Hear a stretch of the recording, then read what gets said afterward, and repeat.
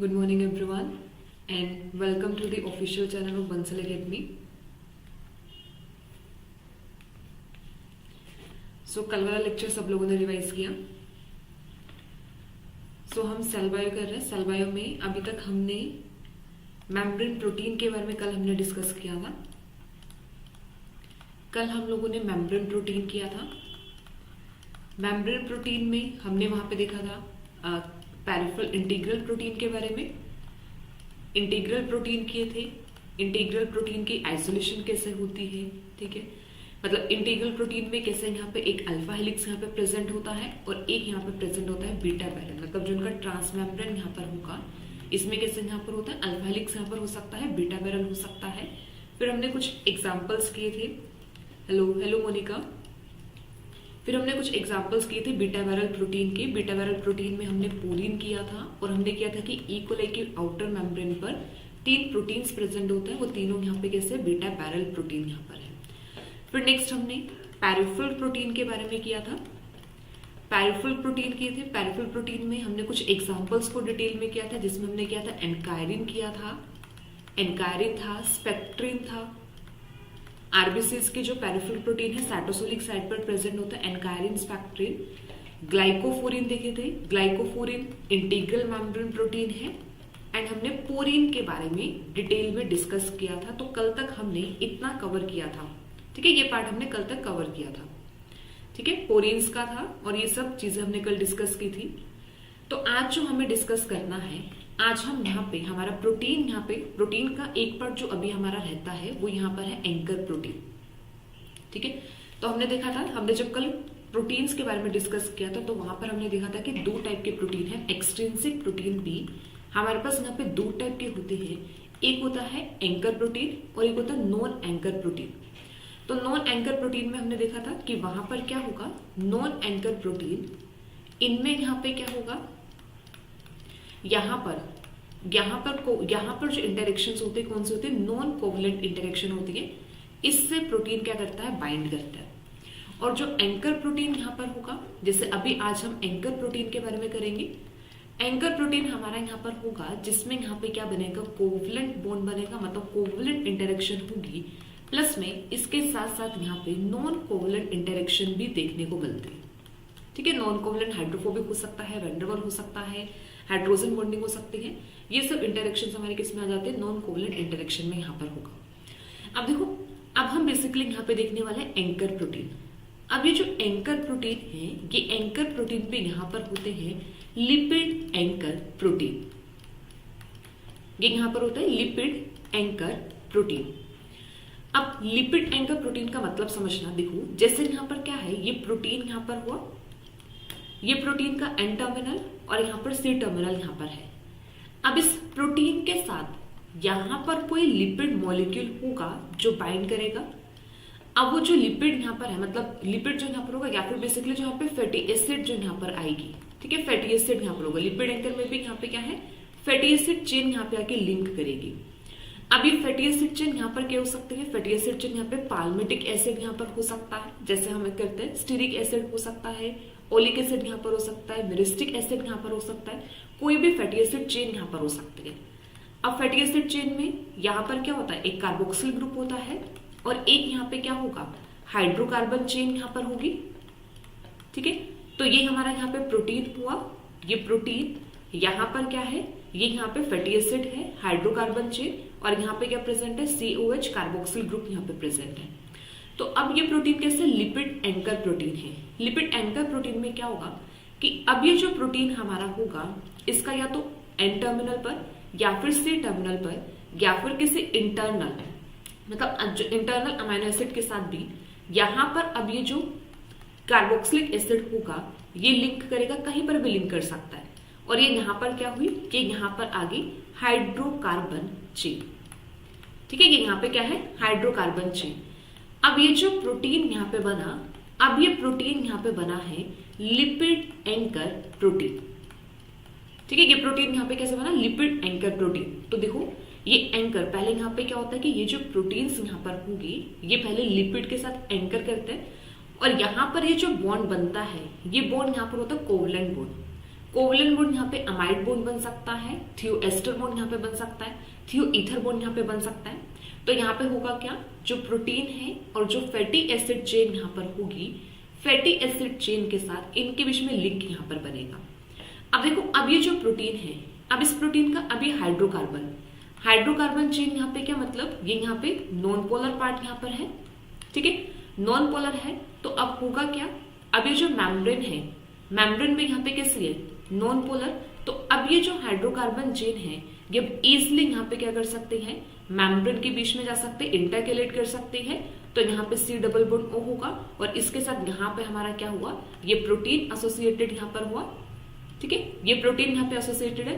अब ये जो प्रोटीन यहाँ पे बना, इसे हमने यहाँ पे क्या बोल दिया कि ये लिपिड एंकर प्रोटीन है और ये मेम्ब्रेन पे इम्बेडेड है। मेम्ब्रेन पे क्या कर रहा है, ये कोवलेंट बॉन्ड के साथ लिंक यहाँ पर होगा, ठीक है। देखो, जो पेरिफेरल प्रोटीन थे ना, पेरिफेरल प्रोटीन मतलब जो हमारे नॉन एंकर थे, नॉन एंकर प्रोटीन में कुछ भी मतलब कोई भी पार्ट ऐसे मेम्ब्रेन के अंदर इम्बेडेड नहीं था, या फिर मेम्ब्रेन के साथ इंटरेक्शन वहां पर नहीं थी, मतलब इंटरनली नहीं वहां पे प्रेजेंट था। वहां पे सिर्फ क्या था, पेरिफेरी पर इंटरेक्शन थी, तो वो सरफेस के साथ इंटरेक्शन यहाँ पर हो रही थी, नॉन कोवलेंटली इंटरेक्ट यहाँ पे कर रहा था।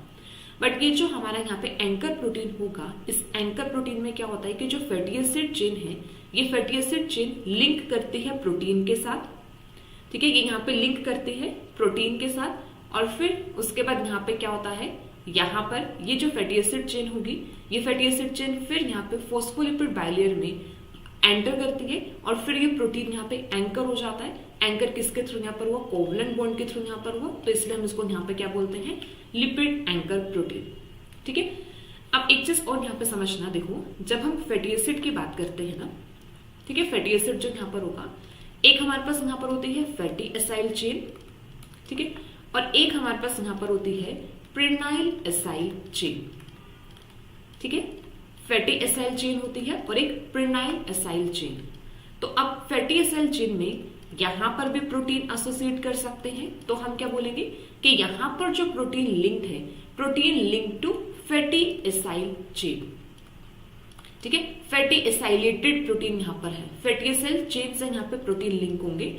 और दूसरा यहां पर जो प्रेनाइल, यहां पर और क्या हो सकता है, प्रेनाइल चेन यहां पर हो सकती है, इनके साथ प्रोटीन लिंक कर सकता है, तो ये यहां पर बनेंगे प्रेनाइलेटेड प्रोटीन, ठीक है, कि जो प्रोटीन है वो प्रेनाइल चेन के साथ भी क्या कर सकते हैं, लिंक कर सकते हैं। देखो, जो प्रेनाइल एसिड चेन यहाँ पर होता है, मतलब जैसे प्रेनाइल एसाइल चेन यहाँ पे बनेगा, ठीक है, प्रेनाइल एसाइल चेन जैसे फैटी एसाइल चेन यहाँ पे बना। प्रेनाइल एसाइल चेन हमारी यहाँ पे आइसोप्रीन जो सब यूनिट्स होती हैं, आइसोप्रीन यूनिट से यहाँ पे बनती है प्रेनाइल चेन। आइसोप्रीन यहाँ पर 5 कार्बन चेन होती है, ठीक है, तो इससे 5 कार्बन चेन से यहाँ पर हो सकता है कि 2 आइसोप्रीन यूनिट आपस में एसोसिएट करें, ठीक है, तो यहाँ पे 10 कार्बन चेन बन सकती है। हो सकता है कि 3 आइसोप्रीन यूनिट यहाँ पे आपस में एसोसिएट करें, हो सकता है कि 4 आइसोप्रीन यूनिट आपस में एसोसिएट करें, तो ऐसा करके यहाँ पे लो प्रेनाइल एसाइल चेन यहाँ पे बनती है, ठीक है। तो जो प्रोटीन एसोसिएट करता है, प्रोटीन यहाँ पे किसके साथ, फैटी एसाइल चेन के साथ भी कर सकता है, प्रोटीन यहाँ पे प्रेनाइल एसाइल चेन के साथ भी कर सकता है, तो फैटी एसाइलेटेड प्रोटीन बनते हैं और ऐसे प्रेनाइलेटेड प्रोटीन यहाँ पर बनते हैं। तो सिंपल सा पार्ट है, फैटी एसिड के साथ प्रोटीन लिंक करेगा, फैटी एसिड के पास हाइड्रोफोबिक रीजन है, वो हाइड्रोफोबिक रीजन मेम्ब्रेन में जाएगा, मेम्ब्रेन में जाके अब वो जो प्रोटीन है वो एंकर कर चुके हैं, मेम्ब्रेन के बीच में जाके इम्बेडेड वहां पर हो गया, मतलब उनका जो एंकर होगा, फैटी एसिड वाला जो पार्ट है वो मेम्ब्रेन में इम्बेडेड यहाँ पर हुआ, एंकर यहाँ पे बना। तो अब देखो, ये एक बेसिक सा यहाँ पे था कि जो लिपिड एंकर प्रोटीन है, या फिर मतलब एंकर प्रोटीन को हम कैसे यहाँ पे बोलते हैं कि कोवलेंट बॉन्ड के थ्रू इंटरेक्ट यहाँ पे करता है। तो अब यहाँ पर हमारे पास जो एंकर प्रोटीन आते हैं, there are 4 types of lipid anchor protein.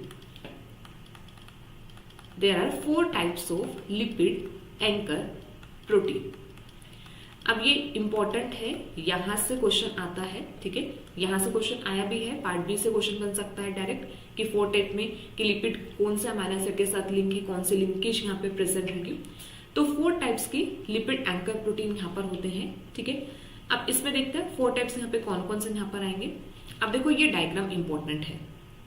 अब इसमें यहाँ पे जो 4 टाइप के जो लिपिड एंकर प्रोटीन है उनके बारे में बताया। देखो, जैसे यहाँ पे ये फर्स्ट है यहाँ पे, ठीक है, ये फर्स्ट यहाँ पे ये हुआ, फिर ये सेकेंड है, फिर यहाँ पे ये थर्ड यहाँ पर है, और फिर यहाँ पे ये जो प्रोटीन है यहाँ पे फोर्थ प्रोटीन, यहाँ पे फोर्थ यहाँ पर हुआ। तो 4 टाइप के मेम्ब्रेन में 4 टाइप की लिपिड एंकर प्रोटीन यहाँ पे प्रेजेंट होता है, या फिर हम इन्हें लिपिड लिंक मेम्ब्रेन प्रोटीन से नहीं बोलते हैं। तो यहाँ पे लॉन्ग चेन फैटी एसिड होगा, आइसोप्रिनोइड्स यहाँ पर होंगे, स्टिरोल्स यहाँ पर आएंगे, जीपीआई एंकर यहाँ पर होगा। ठीक है, अब देखो, अब इसको समझता है, ये देखो, ये फर्स्ट पार्ट यहाँ पे देखना। अब इस फर्स्ट पार्ट में यहाँ पे देखो, यहाँ पे है क्या, देखो अब यहाँ पर ये यहाँ पे क्या है, ये यहाँ पे फैटी एसिड चेन यहाँ पर है। ठीक है, ये फैटी एसिड चेन यहाँ पर, ये सी टर्मिनल यहाँ पर हुआ, ये यहाँ पे इसका कार्बोक्सिलिक ग्रुप, ये तो यहाँ पे फैटी एसाइल चेन यहाँ पर हुई। जैसे यहाँ पे लिखा है पाल्मिटोल ग्रुप ऑन इंटरनल सिस्टीन, मतलब यहाँ पर जो फैटी एसिड चेन है वो फैटी एसिड चेन यहाँ पर प्रेजेंट है पाल्मिटिक एसिड। ठीक है, यहाँ पे क्या प्रेजेंट है, पाल्मिटिक एसिड यहाँ पे प्रेजेंट है। और अब देखो, ये जो प्रोटीन यहाँ पर हुआ, अब यहाँ पे प्रोटीन का ये एन टर्मिनल यहाँ पर है, और ये जो प्रोटीन यहाँ पर होगा, इस प्रोटीन का यहाँ पे क्या हुआ, ये सी टर्मिनल यहाँ पर है। अब इस प्रोटीन का इंटरनल सीक्वेंस, इंटरनल यहाँ पे क्या प्रेजेंट है, सिस्टीन रेसिड्यू प्रेजेंट है। अब सिस्टीन रेसिड्यू में हमें पता है कि उसके साइड चेन में यहाँ पे क्या होता है, एसएच होता है। ठीक है, एसएच होगा, CH2SH, ये सिस्टीन अमीनो एसिड का स्ट्रक्चर होता है। अब इसका देखो, जो SH यहाँ पर है, S, अब इस S सल्फर और यहाँ पर जो कार्बोक्सिलिक ग्रुप है, इनके बीच में यहाँ पर क्या बन रहा है, बॉन्ड यहाँ पे बन रहा है। ठीक है, अब ये बॉन्ड यहाँ पे बना, ये वाला COS। ठीक है, यहाँ पे क्या बना, ये बॉन्ड बना, और ये जो बॉन्ड यहाँ पे बनता है, ये बॉन्ड यहाँ पर हुआ थियोएस्टर बॉन्ड। ठीक है, ये बॉन्ड यहाँ पे क्या होगा, ये बॉन्ड यहाँ पर होगा थियोएस्टर बॉन्ड। तो यहाँ पे देखो, अब फर्स्ट कैटेगरी हम यहाँ पे क्या बोल सकते हैं कि यहाँ पर क्या बन रहा है, थियोएस्टर लिंक्ड प्रोटीन है। ठीक है, थियोएस्टर बॉन्ड के साथ थियोएस्टर लिंक्ड यहाँ पे फैटी एसिड यहाँ पर होंगे। ठीक है, यहाँ पर आ जाएगा थियोएस्टर लिंक्ड फैटी एसिड यहाँ पर होंगे। ये फैटी एसिड के साथ बॉन्ड यहाँ पे कौन सा बन रहा है, थियोएस्टर। तो मतलब जो इनका एंकर यहाँ पर होगा, एंकर फैटी एसिड यहाँ पे पाल्मिटिक एसिड है, पाल्मिटिक एसिड और जो यहाँ पे प्रोटीन है, प्रोटीन का जो सिस्टीन रेसिड्यू यहाँ पर हुआ, इनके बीच में यहाँ पे क्या बन रहा है, बॉन्ड बन रहा है। और बॉन्ड यहाँ पे कौन सा बन रहा है, पाल्मिटिक एसिड। अब बॉन्ड यहाँ पे बन रहा है, थियोएस्टर बॉन्ड यहाँ पे बन रहा है, और यहाँ पे सिस्टीन रेसिड्यू की पोजीशन यहाँ पे कैसे, इंटरनल सिस्टीन हो सकता है, या फिर यहाँ पे क्या हो सकता है, सीरीन प्रोटीन यहाँ पर हो सकता है। ठीक है, देखो यहाँ पे कैसे बन रहा है,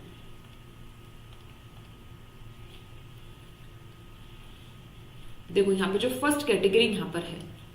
अब इस फर्स्ट कैटेगरी में यहाँ पे हुआ क्या कि यहाँ पर जो फैटी एसिड यहाँ पर हुआ, फैटी एसिड यहाँ पे कौन सा आ रहा है, यहाँ पर आ रहा है पाल्मिटिक एसिड।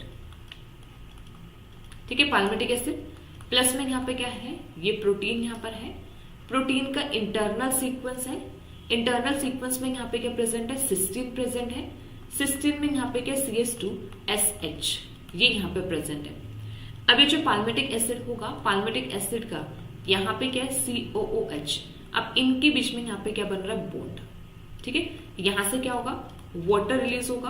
अब यहाँ पे बॉन्ड बनेगा, C डबल बॉन्ड O और S यहाँ पे, और यहाँ पे ये CH2 सिस्टीन है, और यहाँ पे क्या है, ये प्रोटीन, और ये यहाँ पे क्या है, ये यहाँ पे हाइड्रोकार्बन चेन यहाँ पर है। ठीक है, यहाँ पे हाइड्रोकार्बन चेन यहाँ पर हुई। अब ये हाइड्रोकार्बन चेन ही मेम्ब्रेन के अंदर जाती है, और ये जो प्रोटीन है, ये प्रोटीन पेरिफेरल पोजीशन पर प्रेजेंट होगा। ठीक है, अब ये फर्स्ट कैटेगरी यहाँ पर आती है, जिसमें यहाँ पे फर्स्ट बॉन्ड यहाँ पे क्या बन रहा है, थियोएस्टर बॉन्ड यहाँ पे बनेगा। थियोएस्टर बॉन्ड से यहाँ पे लिंक्ड होगा पाल्मिटिक एसिड, और इसके साथ यहाँ पर क्या कर रहा है, प्रोटीन लिंक यहाँ पर है इंटरनल सिस्टीन रेसिड्यू के साथ। अब एक चीज और देखो, यहाँ पर ये जो प्रोटीन प्रेजेंट है, ये यहाँ पे आउटसाइड है, और ये यहाँ पे क्या हुआ, इनसाइड। ठीक है, तो मतलब ये जो प्रोटीन है, देखो यहाँ पे 4 प्रोटीन है, 4 में से जो 3 प्रोटीन यहाँ पर है वो कहाँ पे प्रेजेंट है, इनसाइड पर प्रेजेंट है। मतलब ये प्रोटीन यहाँ पे कैसे है, साइटोसोलिक प्रोटीन। तो इनकी लोकेशन कहाँ है, पेरिफेरल प्रोटीन है, बट पेरिफेरल प्रोटीन भी कहाँ पे, साइटोसोलिक साइट पर ये प्रोटीन प्रेजेंट होते हैं। ठीक है, साइटोसोलिक साइट पर ये प्रेजेंट हो गए। अब इसके बाद देखो सेकेंड कैटेगरी यहाँ पे क्या है, n myristoyl group on amino terminal glycine. अब देखो फिर से ये यहाँ पे क्या है, ये यहाँ पे fatty acid hydrocarbon chain, C double bond O CH यहाँ पे है। अब यहाँ पर जो बॉन्ड बन रहा है ना, यहाँ पर CONH बॉन्ड यहाँ पे बना। मतलब अब ये यहाँ पे प्रोटीन था, ये प्रोटीन का C टर्मिनल, और यहाँ पे प्रोटीन का N टर्मिनल, और इस N टर्मिनल पर यहाँ पे क्या प्रेजेंट है, अमाइनो टर्मिनल ग्लाइसिन। ठीक है। यहाँ पे क्या है, यहाँ पे ग्लाइसिन अमीनो एसिड प्रेजेंट है। देखो ग्लाइसिन अमीनो एसिड कैसे, यहाँ पे ये इसका अल्फा कार्बन यहाँ पर हुआ, ठीक है, यहाँ पर इसका ये सी टर्मिनल है और यहाँ पर ये ग्लाइसिन अमीनो एसिड का एन टर्मिनल यहाँ पर हुआ। अब ये अपने एन टर्मिनल के साथ लिंक किसके साथ करता है, यहाँ पर जो फैटी एसिड चेन है, मिरिस्टिक एसिड जो है उसके साथ यहाँ पे लिंक कर रहा है। अब लिंकेज भी यहाँ पे कैसे, यहाँ पे CONH मतलब अब यहाँ पर जो बॉन्ड बन रहा है वो बॉन्ड यहाँ पे कौन सा बन रहा है, अमाइड बॉन्ड यहाँ पे बन रहा है, ठीक है। तो अब ये जो सेकेंड कैटेगरी है, सेकेंड कैटेगरी यहाँ पे कैसा हुआ, ये यहाँ पे है अमाइड लिंक्ड फैटी एसिड, ठीक है, अमाइड लिंक फैटी एसिड यहाँ पर हुए। अब अमाइड लिंक में भी यहाँ पर प्रोटीन के एन टर्मिनल पर ग्लाइसिन अमाइनो एसिड है। ग्लाइसिन अमाइनो एसिड का जो अमाइनो ग्रुप यहाँ पर होगा, अमाइनो ग्रुप एसोसिएट करे या फिर बॉन्ड बनाता है फैटी एसिड के COH ग्रुप के साथ, और बॉन्ड यहाँ पे कैसा बनता है, अमाइड बॉन्ड यहाँ पे बनेगा।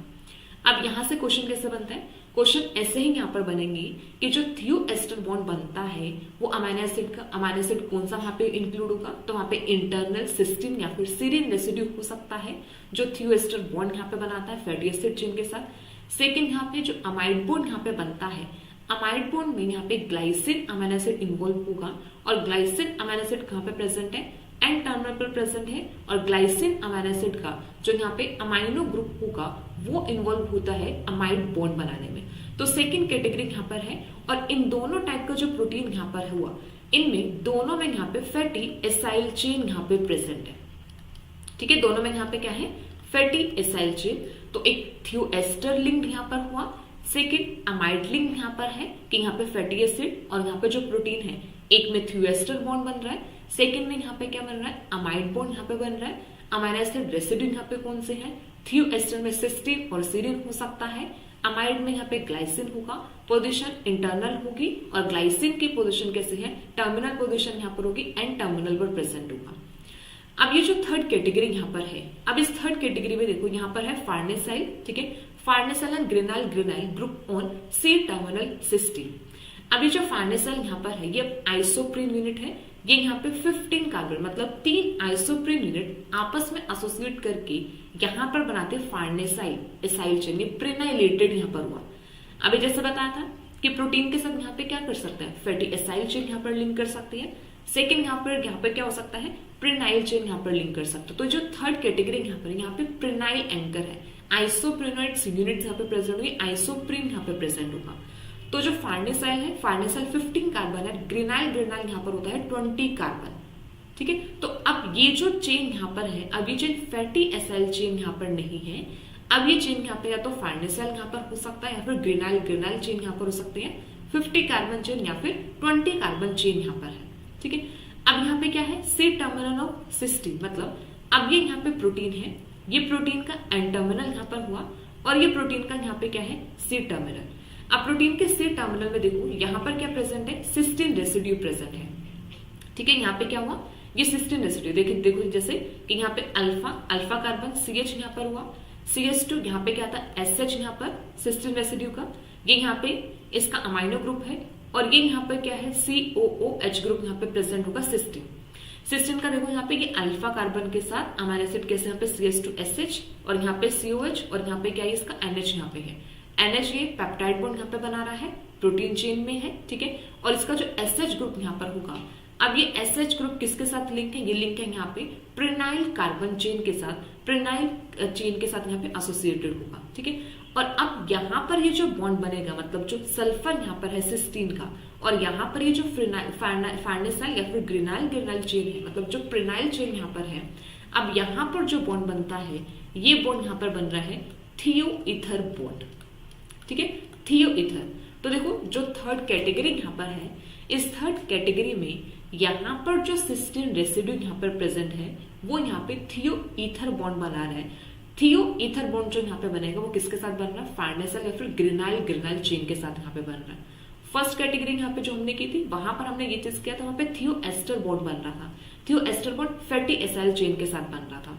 थर्ड कैटेगरी जो यहाँ पर है, इसमें हमने यहाँ पे क्या देखा, थियोईथर बॉन्ड यहाँ पे बनेगा, थियो ईथर बॉन्ड जो यहाँ पे बन रहा है, सिस्टीन की इन्वॉल्वमेंट होगी, क्योंकि थियो जो वर्ड है वो सल्फर से, सल्फर वहां पे इन्वॉल्व होगा, तो एस्टर बॉन्ड बन सकता है, ईथर बॉन्ड बन सकता है, प्रिनाइलेटेड चेन के साथ यहाँ पे ईथर बॉन्ड बनेगा, फैटी एसाइल चेन के साथ यहाँ पे क्या बनेगा, यहाँ पे फैटी एसाइल चेन के साथ एस्टर बॉन्ड बनेगा। अब दोनों में डिफरेंस और क्या है, यहाँ पर जो सिस्टीन रेसिड्यू है वो इंटरनल पोजीशन पर प्रेजेंट है और सीरीन भी यहाँ पर हो सकता है, बट यहाँ पर जो सिस्टीन रेसिड्यू है टर्मिनल पोजीशन पर है। अब एक पॉइंट यहाँ से देखो कैचेस और यहाँ पे नोट करना है, अगर आप इस सिस्टीन रेसिड्यू को यहाँ पर देखोगे, देखो ये जो पूरा का पूरा स्ट्रक्चर है ना, ये यहाँ पे सिस्टीन रेसिड्यू है, ठीक है, जिसमें यहाँ पे इसका अल्फा कार्बन, CH2 ये साइड चेन यहाँ पर हुई, CH2SH अमाइनो ग्रुप और ये कार्बोक्सिलिक ग्रुप। अब ये देखो जो कार्बोक्सिलिक ग्रुप यहाँ पर होता है ना, सिस्टीन रेसिड्यू का जो कार्बोक्सिलिक ग्रुप होता है यहाँ पर ये होता है मिथाइलेटेड। देखो OCH3 यहाँ पे प्रेजेंट है, ये यहाँ पे मिथाइलेटेड ग्रुप है, ठीक है। अब यहाँ पर कोई मिथाइलेशन नहीं थी, यहाँ पे C डबल बॉन्ड यहाँ पे जो था, यहाँ पे सिस्टीन रेसिड्यू का वो पेप्टाइड चेन में पार्टिसिपेट कर रहा है, जो यहाँ पे इसका COH ग्रुप यहाँ पर होगा, लेकिन यहाँ पर जो इसका COH यहाँ पे जो है, इसमें ये कैसा होता है, मिथाइलेटेड यहाँ पर होता है। तो जो प्रिनाइलेटेड फैटी एसिड चेन के साथ सिस्टीन रेसिड्यू प्रेजेंट है, वो अपने C टर्मिनल पर मिथाइलेटेड होता है, मिथाइल ग्रुप की एडिशन यहाँ पर होती है। सो ये यहाँ पर होगा थर्ड कैटेगरी यहाँ पर होगी, जिसमें यहाँ पर क्या बनेगा, यहाँ पर होगा थियो ईथर लिंक्ड प्रेनाइल एसाइल चेन, ठीक है, थियो ईथर लिंक्ड प्रेनाइल एसाइल चेन। और ये जो तीनों कैटेगरी हमने की है, ये तीनों कैटेगरी प्रेजेंट कहां पर है, साइटोसोलिक साइड पर, इन साइड पर यहाँ पे प्रेजेंट है, ठीक है, साइटोसोलिक। तो यहाँ पे cysteine internal sequence, glycine N terminal position पर है, और यहाँ पर जो सिस्टीन है, सिस्टीन यहाँ पे C टर्मिनल पोजीशन पर है, थियो एस्टर बॉन्ड, अमाइड बॉन्ड, थियो ईथर बॉन्ड, और ये तीनों के तीनों प्रोटीन यहाँ पे प्रेजेंट है साइटोसोलिक। तो बेसिकली जो हमने पहले भी किया था, जो एक्सट्रिंसिक प्रोटीन होते हैं वो कहाँ पर C टर्मिनल पोजीशन पर होते हैं, और जो लिपिड एंकर प्रोटीन है ये मेनली कहाँ पर साइटोसोलिक साइड पर प्रेजेंट होते हैं, ठीक है, मतलब ये एक्सट्रिंसिक प्रोटीन साइटोसोलिक साइड पर प्रेजेंट, इनका नंबर यहाँ पे ज्यादा होता है। अब यहाँ पे जो फोर्थ प्रोटीन है, फोर्थ प्रोटीन जिसको हम यहाँ पे बोलते हैं GPI एंकर्ड प्रोटीन, ठीक है, यहाँ पर ये GPI एंकर प्रोटीन, ठीक है, GPI एंकर इज ग्लूकोसाइल फोस्फोटिडिल इनोसिटोल, ठीक है, GPI एंकर यहाँ पर होता है ग्लूकोसाइल फोस्फोटिडिल इनोसिटोल, ठीक है। ये अब ये जो GPI एंकर प्रोटीन है, ये स्पेसिफिकली कहां पे प्रेजेंट है, ये आउटसाइड पे प्रेजेंट होता है, मतलब ये आउटर लीफलेट पे प्रेजेंट होता है। ये कहां पर होंगे, एक्सोप्लाज्मिक साइड पर होता है। रेस्ट जो 3 प्रोटीन है वो कहां पे, साइटोसोलिक साइड पर होता है। अब ये जो प्रोटीन यहाँ पर है, इसमें देखो यहाँ पर, अब ये जो यहाँ पे चेन है, ये जो फैटी एसिड है, ये यहाँ पे PI है, ठीक है, फोस्फोटिडिल इनोसिटोल। देखो जैसे PI में यहाँ पे जैसे यहाँ पे एक यहाँ पे क्या हुआ, CH2 CH यहाँ पे 2 फैटी एसिड ऐसे यहाँ पे प्रेजेंट है। फिर यहाँ पे थर्ड यहाँ पे क्या हुआ, CH2, क्योंकि ग्लिसरॉल की बैकबोन होगी, तो ये फर्स्ट ग्लिसरॉल कार्बन हुआ, सेकंड ग्लिसरॉल कार्बन, और ये थर्ड ग्लिसरॉल कार्बन। अब थर्ड के साथ हमें पता है यहाँ पे क्या होगा, फोस्फेट ग्रुप अटैच होगा, और फोस्फेट के साथ यहाँ पे क्या है, इनोसिटोल। तो अब ये जो पूरा का पूरा स्ट्रक्चर बना इनोसिटोल, तो ये स्ट्रक्चर यहाँ पे किसका बना, PI, ठीक है, PI यहाँ पर होगा, फोस्फोटिडिल इनोसिटोल यहाँ पर होगा, 2 फैटी एसिड चेन, CH2 और ये फोस्फेट ग्रुप यहाँ पे साथ में यहाँ पे क्या, इनोसिटोल। अब इसमें देखो यहाँ पे क्या होता है कि जो यहाँ फोस्फोटिडिल इनोसिटोल होता है ना, अब इसके साथ एक्चुअल में प्रोटीन लिंक करते हैं, लेकिन यहाँ पर जो प्रोटीन लिंक करते हैं ना, अब इनके बीच में यहाँ पर ओलिगोसैकेराइड चेन यहाँ पर आती है, या फिर हम क्या बोल सकते हैं, कार्बोहाइड्रेट की चेन यहाँ पर होगी। तो ये लिंक करता है, बट यहाँ पे बीच में यहाँ पे क्या आता है, यहाँ पे कार्बोहाइड्रेट आता है। अब जैसे देखो इनोसिटोल के साथ यहाँ पर क्या अटैच है, यहाँ पे प्रेजेंट है एन एसिटाइल ग्लूकोसामीन यहाँ पे प्रेजेंट हुआ, ठीक है। फिर यहाँ पे मैनोस टेट्रासैकेराइड यहाँ पे मैनोस का प्रेजेंट है, और यहाँ पे क्या प्रेजेंट है, एन एसिटाइल ग्लूकोसामीन।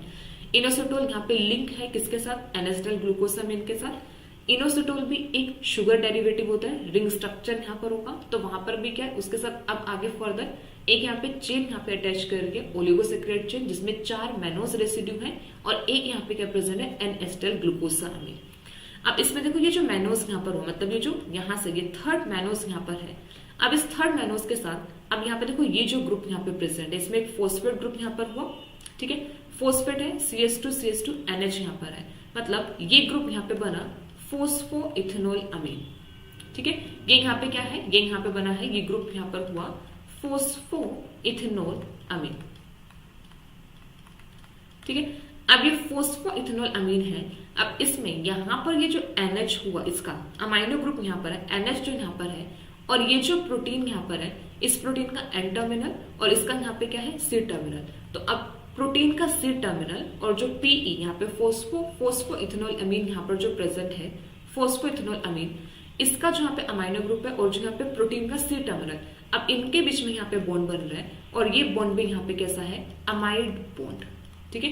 तो अब यहाँ पर जो फोर्थ कैटेगरी है, फोर्थ कैटेगरी भी यहाँ पे कैसी है, अमाइड लिंक्ड प्रोटीन है, बट वो अमाइड लिंक्ड यहाँ पे किसके साथ यहाँ पर होंगे, GPI एंकर प्रोटीन। अब यही जो पूरा यहाँ पर है ना, इसी को ग्लूकोसाइल फोस्फोटिडिल इनोसिटोल बोलते हैं, क्योंकि यहाँ पर जो GPI हुआ, मतलब जो ये ग्लूकोसाइल फोस्फोटिडिल यहाँ पे इनोसिटोल है, ठीक है, मतलब जो फोस्फोटिडिल इनोसिटोल हुआ, इसके साथ यहाँ पे कार्बोहाइड्रेट की चेन यहाँ पे अटैच होते हैं, जैसे ग्लूकोसामिन है, मैनोस मैनोस मैनोस यहाँ पर हुआ, और इस पूरे स्ट्रक्चर को यहाँ पर क्या बोलते हैं, GPI। और इस GPI के साथ प्रोटीन लिंक होता है थ्रू दी फोस्फोइथेनॉल अमीन। ठीक है, थ्रू दी यहाँ पे क्या होगा, फोस्फोइथेनॉल अमीन। देखो इसमें यहाँ पे सिंपल सा क्या हो रहा है ना, कि ये जो यहाँ पर होगा,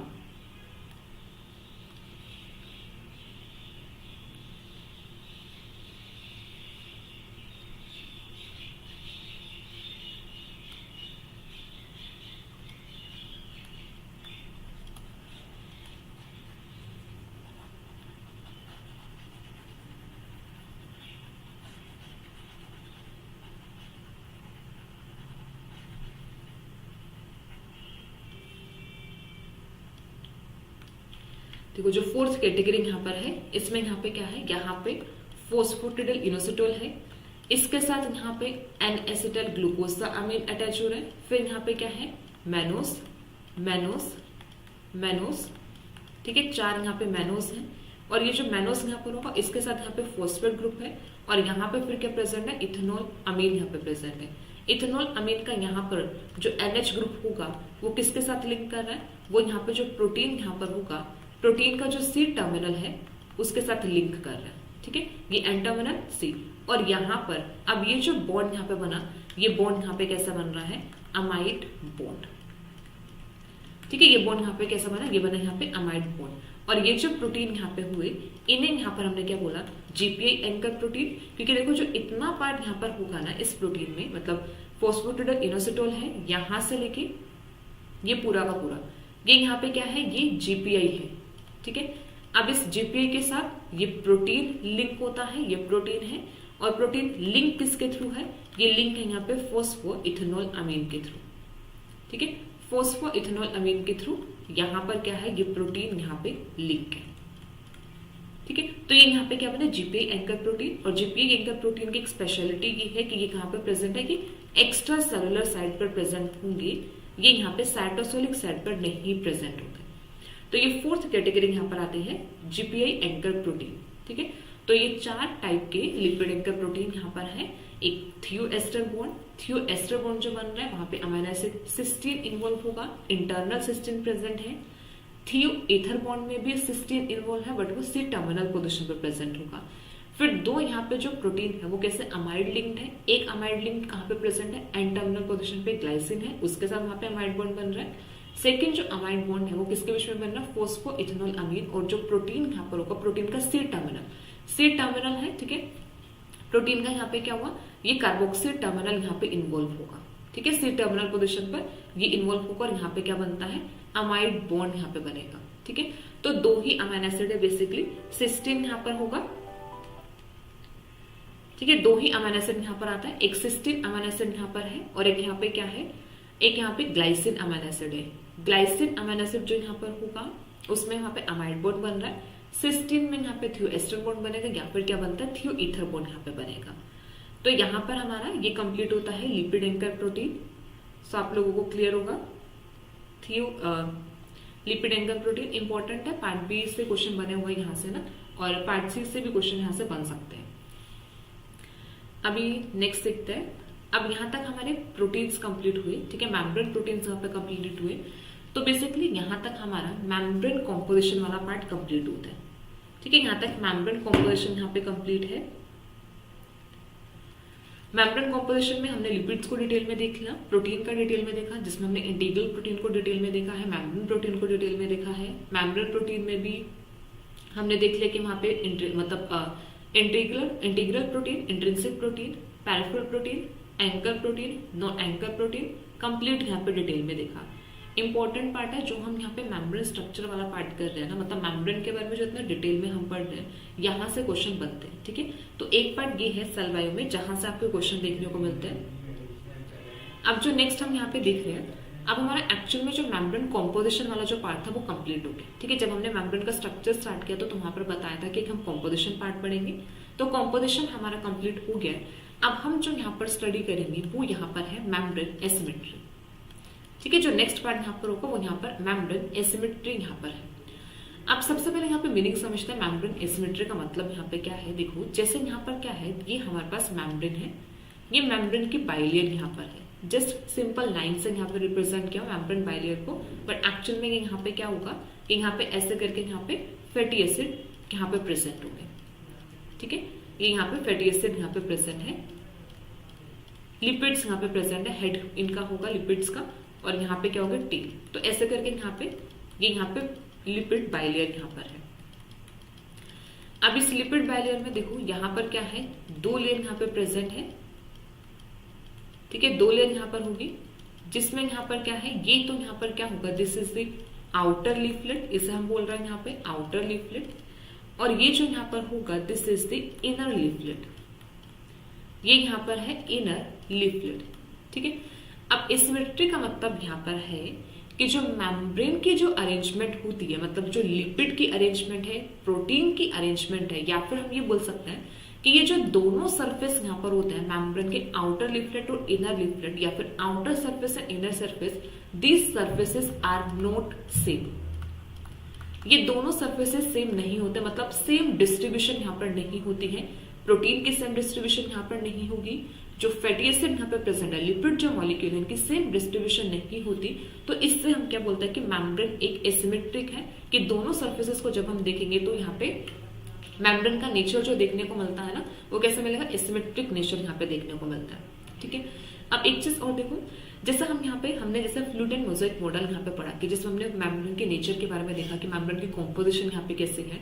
तो मेम्ब्रेन को स्ट्रक्चर को स्टडी करने के लिए टेक्निक हमारे पास होती है फ्रीज फ्रैक्चर टेक्निक, ठीक है। फ्रीज फ्रैक्चर टेक्निक है जिससे हम क्या कर सकते हैं, मेम्ब्रेन के स्ट्रक्चर को स्टडी कर सकते हैं इलेक्ट्रॉन माइक्रोस्कोप में। तो एक्चुअल में ऐसा ही हुआ, फ्रीज फ्रैक्चर टेक्निक के थ्रू इसमें किया क्या है कि यहाँ पे मेम्ब्रेन को बीच में से यहाँ पे फ्रैक्चर किया, स्प्लिटिंग किया मेम्ब्रेन की लेयर्स की। स्प्लिटिंग करने के बाद फिर यहाँ पे पता लगा कि जो आउटर लेयर है कि यहाँ पे कौन कौन से टाइप के प्रोटीन्स है, फिर कौन कौन से टाइप के फैटी एसिड लिपिड्स प्रेजेंट है, इनर लीफलेट में क्या है, और दोनों जो लीफलेट है यहाँ पे सेम कॉम्पोजिशन यहाँ पे नहीं होती। इसी को हम क्या बोलते हैं, मेम्ब्रेन एसिमेट्री। अब जो मेम्ब्रेन एसिमेट्री यहाँ पर है, इसके तीन रीजन यहाँ पर होता है मेम्ब्रेन एसिमेट्री के। फर्स्ट रीजन तो यहाँ पर आ जाता है लिपिड कॉम्पोजिशन का, ठीक है। फर्स्ट यहाँ पर होगा लिपिड कॉम्पोजिशन यहाँ पर है।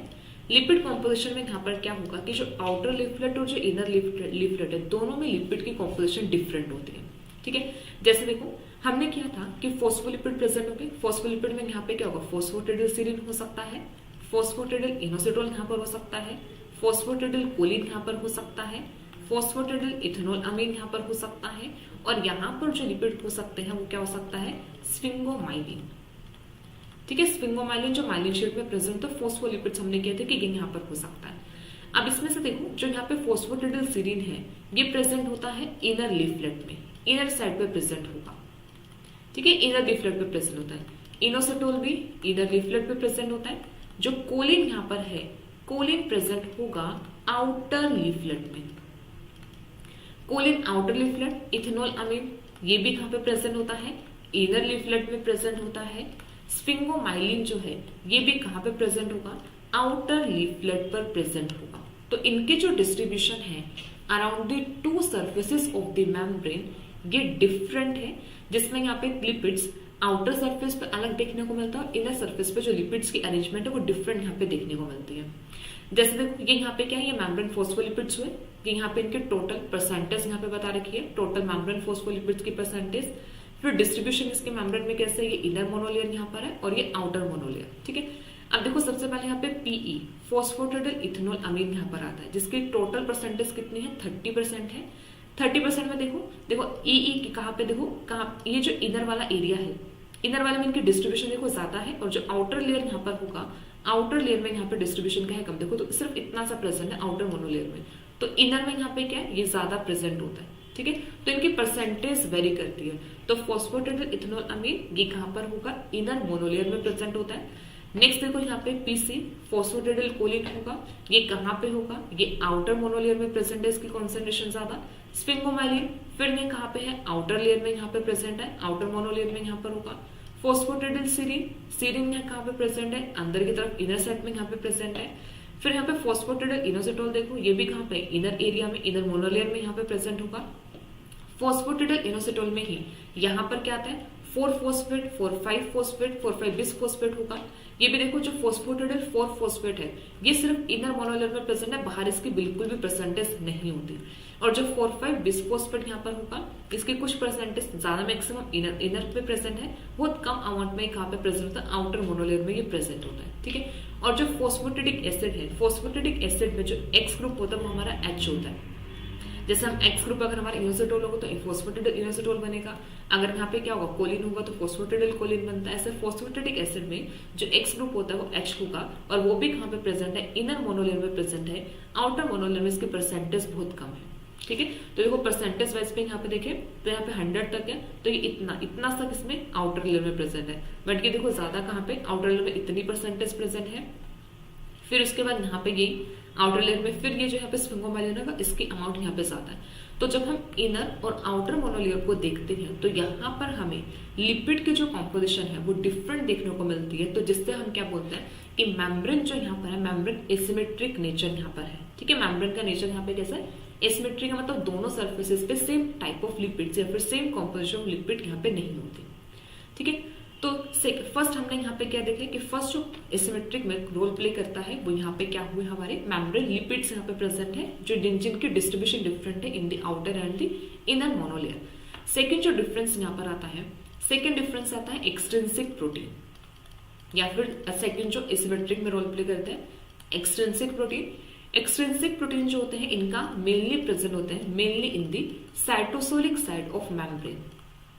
साइटोसोलिक साइड ऑफ मेम्ब्रेन पर ज्यादातर एक्सट्रिंसिक प्रोटीन प्रेजेंट होता है। तो मेजोरिटी में या फिर जो इनका नंबर जो ज्यादा होता है, हमें ज्यादा कहां पर देखने को मिलता है, ज्यादा अमाउंट में ये साइटोसोलिक साइड पर देखने को मिलेंगे, और ये लेस होते हैं, less in the exterior side या फिर जो आउटर साइड यहाँ पर होगा, आउटर लीफलेट में इनका नंबर कैसा होता है, कम होता है। तो ये भी एक एसिमेट्रिक है कि एक्सट्रिंसिक प्रोटीन इंटरनल पे ज्यादा प्रेजेंट है, आउटसाइड पे कैसा होता है, इनका नंबर कम होता है।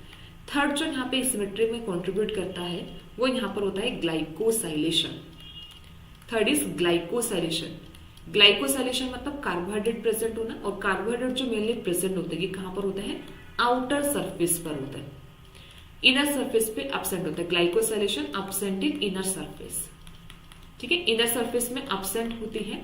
तो अब देखो इसी से ही, अब ग्लाइकोसाइलेशन आउटर सरफेस पर है, इनर पे कम है, एक्सट्रिंसिक प्रोटीन इनर पे ज्यादा है, आउटर पर कम होता है, और लिपिड की जो डिस्ट्रीब्यूशन है आउटर और इनर वो भी कैसे वहां पे डिफरेंट वहां पर है। तो इस रीजन से हम क्या बोलते हैं कि मेम्ब्रेन जो यहाँ पर है, मेम्ब्रेन के आउटर और इनर लीफलेट में सेम कॉम्पोजिशन नहीं है, तो मेम्ब्रेन हमारे पास यहाँ पे कैसा है, it is the asymmetric structure.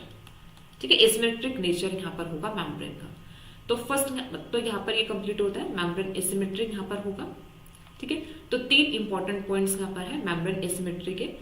अब इसमें एक चीज यहाँ पे देखो, अब जो देखो एक ना यहाँ पर ये होता है कि जब हम एक नॉर्मल कंडीशन की बात करते हैं ना, अब उस नॉर्मल कंडीशन में हमने क्या बोला कि जो कुछ मतलब प्रोटीन्स के जो कॉम्पोजिशन अभी हमने देखा कि जो लिपिड्स है, लिपिड्स की अरेंजमेंट हमने इनर और आउटर लिपलेट में देखा। ठीक है, लेकिन जब सेल का सिनेरियो चेंज होता है, मतलब सेल में जब सेल का एनवायरमेंट चेंज होता है, तब ये डिस्ट्रीब्यूशन थोड़ी सी चेंज होती है।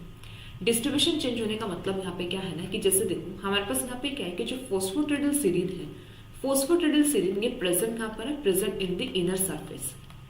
ये कहाँ पे प्रेजेंट है, इनर सरफेस पर प्रेजेंट होता है। लेकिन अगर ये प्रोटीन, इफ ये प्रोटीन कहाँ पे प्रेजेंट होगा, इफ दिस लिपिड, प्रोटीन नहीं, फॉस्फोटिडिल सीरीन एक लिपिड है, ये लिपिड इनर सरफेस पर प्रेजेंट है, बट अगर if this lipid present on the outer surface, तो ये यहाँ पे क्या देता है, ये सिग्नल देगा, या फिर ये किसमें, ये यहाँ पे सिग्नल देगा कि अब ये जो सेल की कंडीशन है वो नॉर्मल कंडीशन नहीं है।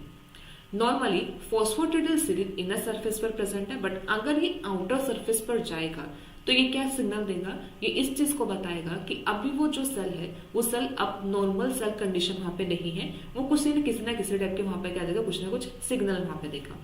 जैसे देखो, अगर फॉस्फोटिडिलसिरिन आउटर सरफेस पर प्रेजेंट हुआ तो फर्स्ट जो यहाँ पर मिलता है कि अगर ये कहां पर हो रही है, यहाँ पर हो रही है ब्लड प्लेटलेट सेल में हो रही है। अगर जो प्लेटलेट सेल्स यहाँ पर है, जो प्लेटलेट सेल्स होंगे, अगर इनमें फॉस्फोटिडिलसिरिन कहां पर गया, ये जाता है आउटर सरफेस पे, ठीक है, ये कहां पर क्या मूव करके आउटर सरफेस पर गया, तब यहाँ पे क्या बोलेंगे कि यहाँ पर क्या है, ब्लड क्लोटिंग इज ऑन, ठीक है। तो ये यहाँ पे क्या सिग्नल देगा कि ब्लड क्लोटिंग यहाँ पे क्या है, ऑन। तो जब ब्लड क्लोटिंग ऑन होती है तब उस टाइम पे जो सीरिन होता है वो कहां पर चला जाता है, आउटर सरफेस पर जाता है, ठीक है। और अगर किसी नॉर्मल सेल में, मतलब कोई भी नॉर्मल सेल यहाँ पर हो सकता है, अब इस नॉर्मल सेल में जो फॉस्फोटिडिलसिरिन है वो कहां पर के आउटर सरफेस पे गया, तो ये सिग्नल यहाँ पे देगा किसका, एपोप्टोसिस का, एपोप्टोसिस को सिग्नल देगा, या फिर किसका सिग्नल यहाँ पे देगा, सेल डेथ, ठीक है, सेल डेथ का सिग्नल यहाँ पे देगा। तो जैसे ये यहाँ पे हमारे पास नॉर्मल सेल जिसमें फॉस्फोटिडिलसिरिन अंदर की तरफ प्रेजेंट है, लेकिन अगर ये सेल कहां पे प्रेजेंट, अगर ये लिपिड कहां पे प्रेजेंट हुआ, आउटर सरफेस पे प्रेजेंट हुआ, तो ये सिग्नल यहाँ पे दो सिग्नल देगा, एक एपोप्टोसिस का सिग्नल यहाँ पे देगा, मतलब सेल डेथ का ये देगा, और दूसरा जो सिग्नल यहाँ पे मिलेगा, अगर ये प्लेटलेट में है तो यहाँ पर ब्लड क्लोटिंग वहां पर ऑन होगी, ठीक है। दो टाइप का यहाँ पर देता है। अब फॉस्फोटिडिलसिरिन एक इंपॉर्टेंट है एपोप्टोटिक सिग्नल के रिस्पेक्ट में। अब देखो सिंपल सा, अब हमारे पास यहाँ पे क्या है, दो टाइप के सेल यहाँ पर है। एक हमने यहाँ पे क्या बोला कि एक नॉर्मल सेल यहाँ पर है, और एक सेल ऐसा हुआ कि जिसमें यहाँ पे जो फॉस्फोटिडिलसिरिन है वो कहां पर चला गया, आउटर सरफेस पर। नॉर्मल सेल में फॉस्फोटिडिलसिरिन कहां पे, इनर सरफेस पर प्रेजेंट है। अब हम किसी भी सेल में इस चीज को कैसे पता लगाएंगे, या फिर इस चीज की आइडेंटिफिकेशन कैसे करेंगे कि जो फॉस्फोटिडिलसिरिन है वो कहां पर है, आउटर साइड पे, या फिर ये सेल्स यहाँ पे कैसे, एपोप्टोटिक सेल यहाँ पर है। जैसे नॉर्मल सेल है, अब इस सेल के यहाँ पर क्या होगी, एपोप्टोसिस होगी, तो ये सेल यहाँ पे क्या बनेगा, एपोप्टोटिक सेल यहाँ पर होगा। तो ये चीज हम कैसे पता लगाते हैं। अब देखो, जो फॉस्फोटिडिलसिरिन होता है ना, इसके साथ एक प्रोटीन आके बाइंड करता है, वो प्रोटीन है annexin 5। Annexin 5 protein has high affinity for the phosphatidylserine. Phosphatidylserine एक लिपिड जिसके साथ यहाँ पे Annexin 5 एक प्रोटीन है जिसके हाई एफिनिटी यहाँ पर होती है। अब हम इसका यूज करके ये चीज के आइडेंटिफिकेशन यहाँ पे कर सकते हैं कि ये जो सीरीन यहाँ पर है, फॉस्फोटिडिलसिरिन, वो इनर साइड पे प्रेजेंट है या फिर आउटर साइड पे प्रेजेंट है। तो कैसे कर सकते हैं, हमने क्या किया, ये जो Annexin 5 था, इस Annexin 5 को यहाँ पे कर दिया fluorescently labelled. This Annexin 5 is fluorescently labeled. अब इस Annexin 5 को जो fluorescently labeled किया, तो हमने दोनों जो सेल्स है, दोनों सेल्स में यहाँ पर एडिशन की Annexin 5 के Annexin 5 labeled Annexin 5। अब सिंपल सा देखो, यहाँ पर क्या है, अब यहाँ पर जो फॉस्फोटिडिलसिरिन है वो इनर साइड पे प्रेजेंट है, और यहाँ पर क्या है, आउटर साइड पर। तो यहाँ पे जो ये होगा Annexin 5 यहाँ पे जो लेबल्ड Annexin 5 है, ये यहाँ पे क्या करेगा, बाइंड कर जाएगा, क्योंकि इसकी हाइयर एफिनिटी है फॉस्फोटिडिलसिरिन के लिए। तो जहां पर भी इसको सिरिन दिखेगा, फॉस्फोटिडिलसिरिन ये बाइंड करेगा। तो Annexin 5 की बाइंडिंग यहाँ पर हो जाएगी, फ्लोरोसेंटली लेबल्ड Annexin 5 है वो बाइंड करेगा, यहाँ पर बाइंडिंग नहीं होगी, ठीक है। जब हम वॉशिंग स्टेप करेंगे तो वॉशिंग स्टेप में क्या होगा, यहाँ से जो ये यहाँ से जो Annexin 5 है वो अलग रिलीज हो जाएगा, लेकिन यहाँ पर Annexin 5 क्या रहेगा, फॉस्फोटिडिलसिरिन के साथ बाइंड रहेगा। फिर जब हम इनकी फ्लोरोसेंस मेजर करेंगे तो हमें क्या मिलेगा, जिस सेल्स में हमें फ्लोरोसेंस मिलेगी तो हम क्या बोलेंगे कि वो वाला सेल वहां पे कैसा है, एपोप्टोटिक सेल है, और जो दूसरा सेल यहाँ पर होगा जिसमें हमें किसी भी टाइप की फ्लोरोसेंस नहीं देखने को मिलेगी, वो सेल यहाँ पे क्या होगा, नॉर्मल सेल। तो ऐसे करके हम एक नॉर्मल सेल और जो एपोप्टोटिक सेल होगा उसकी आइडेंटिफिकेशन कर सकते हैं। सिंपल सा है, फॉस्फोटिडिलसिरिन के लिए एक प्रोटीन यहाँ पर है Annexin 5, Annexin 5 यहाँ पे बाइंड करता है, ठीक है, इसकी एफिनिटी ज्यादा है, ये बाइंड करेगा, इसको फ्लोरोसेंटली लेबल किया, लेबल करने के बाद आइडेंटिफिकेशन यहाँ पे दे देगा। नॉर्मल सेल में ये आइडेंटिफिकेशन नहीं मिलेगी। तो यहाँ से एक एक्सपेरिमेंटली क्वेश्चन बन सकता है कि कैसे यहाँ पे जो फॉस्फोटिडिलसिरिन है वो कैसे हेल्प करता है ये आइडेंटिफिकेशन में कि एपोप्टोटिक सेल है या फिर ये नॉर्मल सेल है। अब इसी के साथ एक चीज और समझना है कि जैसे अगर यहाँ पे क्वेश्चन फ्रेम होना है तो कैसे क्वेश्चन यहाँ पे फ्रेम हो सकता है। अब एक यहाँ पे क्वेश्चन ऐसे फ्रेम हो सकता है कि यहाँ पर जो एनेक्सिन 5 है, एनेक्सिन 5 को फ्लोरोसेंटली लेबल किया और इसकी एडिशन यहाँ पे की। अब देखो दो कंडीशन यहाँ पर है। अब यहाँ पर जो एनेक्सिन 5 है ना, ये यहाँ पे अभी जो हमने एक्सपेरिमेंट समझा या फिर हमने एक तरीका देखा कि कैसे आइडेंटिफिकेशन यहाँ पर हो सकती है, इसमें हमने कहीं पर भी ये चीज नहीं देखी कि जो एनेक्सिन 5 है, annexin 5 is permeable to the membrane या फिर उसको परमिएबल नहीं किया सेल मेम्ब्रेन के। ठीक है, इस चीज को समझो। अगर एनेक्सिन 5 परमिएबल होता सेल मेम्ब्रेन के लिए तो वो अंदर एंटर करता और अंदर जाके किसके साथ बाइंड कर जाता, फोस्फोटिडिलसेरिन के साथ बाइंड करता और फ्लोरोसेंस देता। बट यहाँ पे एनेक्सिन 5 परमिएबल नहीं है। अगर हमने ऐसी कुछ कंडीशन की कि जिससे हमने एनेक्सिन 5 को परमिएबल कर दिया टू द मेम्ब्रेन, तब ये एनेक्सिन 5 एंटर कर सकता है सेल के अंदर। तब ये यहाँ पे इंटरनल साइड पे भी बाइंड करेगा एनेक्सिन 5 और ये आउटर साइड पे भी बाइंड करेगा एनेक्सिन 5, जिससे हम क्लियरली आइडेंटिफिकेशन नहीं दे पाएंगे कि कौन सा सेल यहाँ पे नॉर्मल है और कौन सा यहाँ पे एपोप्टोटिक सेल यहाँ पर होगा। ठीक है, तो इस चीज को ऐसे देखो, क्वेश्चन यहाँ पे बन सकता है कि यहाँ पे एनेक्सिन 5 2-3 एक्सपेरिमेंट यहाँ पे कि एक एक्सपेरिमेंट में एनेक्सिन 5 को परमिएबल किया टू द मेम्ब्रेन और एक में जो एनेक्सिन 5 है it is impermeable to the membrane. तो किस कंडीशन में हमें फ्लोरोसेंस देखने को मिलेगी, मतलब कैसे मिलेगी, जब हम इंटरनल जाएगा, मतलब जब परमिएबल कर दिया तब नॉर्मल सेल और एपोप्टोटिक सेल दोनों में फ्लोरोसेंस देखने को मिल सकता है। और जब हमने यहाँ पे परमिएबल नहीं किया तो हमें नॉर्मल सेल में कोई फ्लोरोसेंस देखने को नहीं मिलेगी, लेकिन जो हमारा एपोप्टोटिक सेल होगा उसमें फ्लोरोसेंस देखने को मिलेगी। तो ऐसे करके हम आइडेंटिफिकेशन कर सकते हैं और यहाँ से हमारा क्वेश्चन भी बन सकता है यहाँ पे एनेक्सिन 5 का, मतलब एक्सपेरिमेंटल क्वेश्चन यहाँ से बन सकता है। तो यहाँ पे हमारा मेम्ब्रेन एसिमेट्री, ठीक है, मेम्ब्रेन एसिमेट्रिक नेचर है वो कंप्लीट होता है। 3 मेन इंपॉर्टेंट रीजन है मेम्ब्रेन एसिमेट्री के, जिसमें से फोस्फोटिडिलसेरिन को हम डिटेक्ट भी कर सकते हैं आउटर सरफेस पर एनेक्सिन 5 प्रोटीन की हेल्प से। सो नेक्स्ट हम देखते हैं, नेक्स्ट अब यहाँ पर होगा लिपिड मूवमेंट, यहाँ पर आएगा लिपिड मूवमेंट या फिर मेम्ब्रेन का जो एसिमेट्रिक नेचर है वो कैसे है, मतलब कैसे वहां पर मॉलिक्यूल्स हैं, मतलब जो आउटर सरफेस और इनर सरफेस पे कैसे एक्चुअल में पहुंचे, रीजन क्या है मेम्ब्रेन के एसिमेट्रिक होने का, वो भी हमारा आंसर लिपिड मूवमेंट में ही मिलेगा। ठीक है, अब लिपिड मूवमेंट, अब इसको देखना, अब जैसे ये यहाँ पे लेयर यहाँ पर है, ठीक है, ये यहाँ पे क्या हुआ, सेल मेम्ब्रेन है, लेयर यहाँ पे देखो सब यहाँ पे हेड यहाँ पे प्रेजेंट होगी। अगर हम 3D में भी व्यू देखें ना तो ये ऐसे होगा, मतलब पूरा का पूरा सेल में यहाँ पर हमें क्या देखने को मिलेगी, यहाँ पे हमें पोलर हेड मिलेगी और इसके नीचे यहाँ पे होगी टेल यहाँ पे प्रेजेंट होगी। अभी जो लिपिड यहाँ पर है ना, लिपिड बाइलेयर में यहाँ पे 4 टाइप की मूवमेंट शो करता है। ठीक है, एक मूवमेंट यहाँ पर होती है लेटरल मूवमेंट, 4 टाइप की मूवमेंट्स यहाँ पर लिपिड शो करता है, लेटरल मूवमेंट है। Second movement is rotational movement, ठीक है, रोटेशनल मूवमेंट होगी, rotational. Third movement is flexion movement, third is flexion movement and fourth is flip flow movement.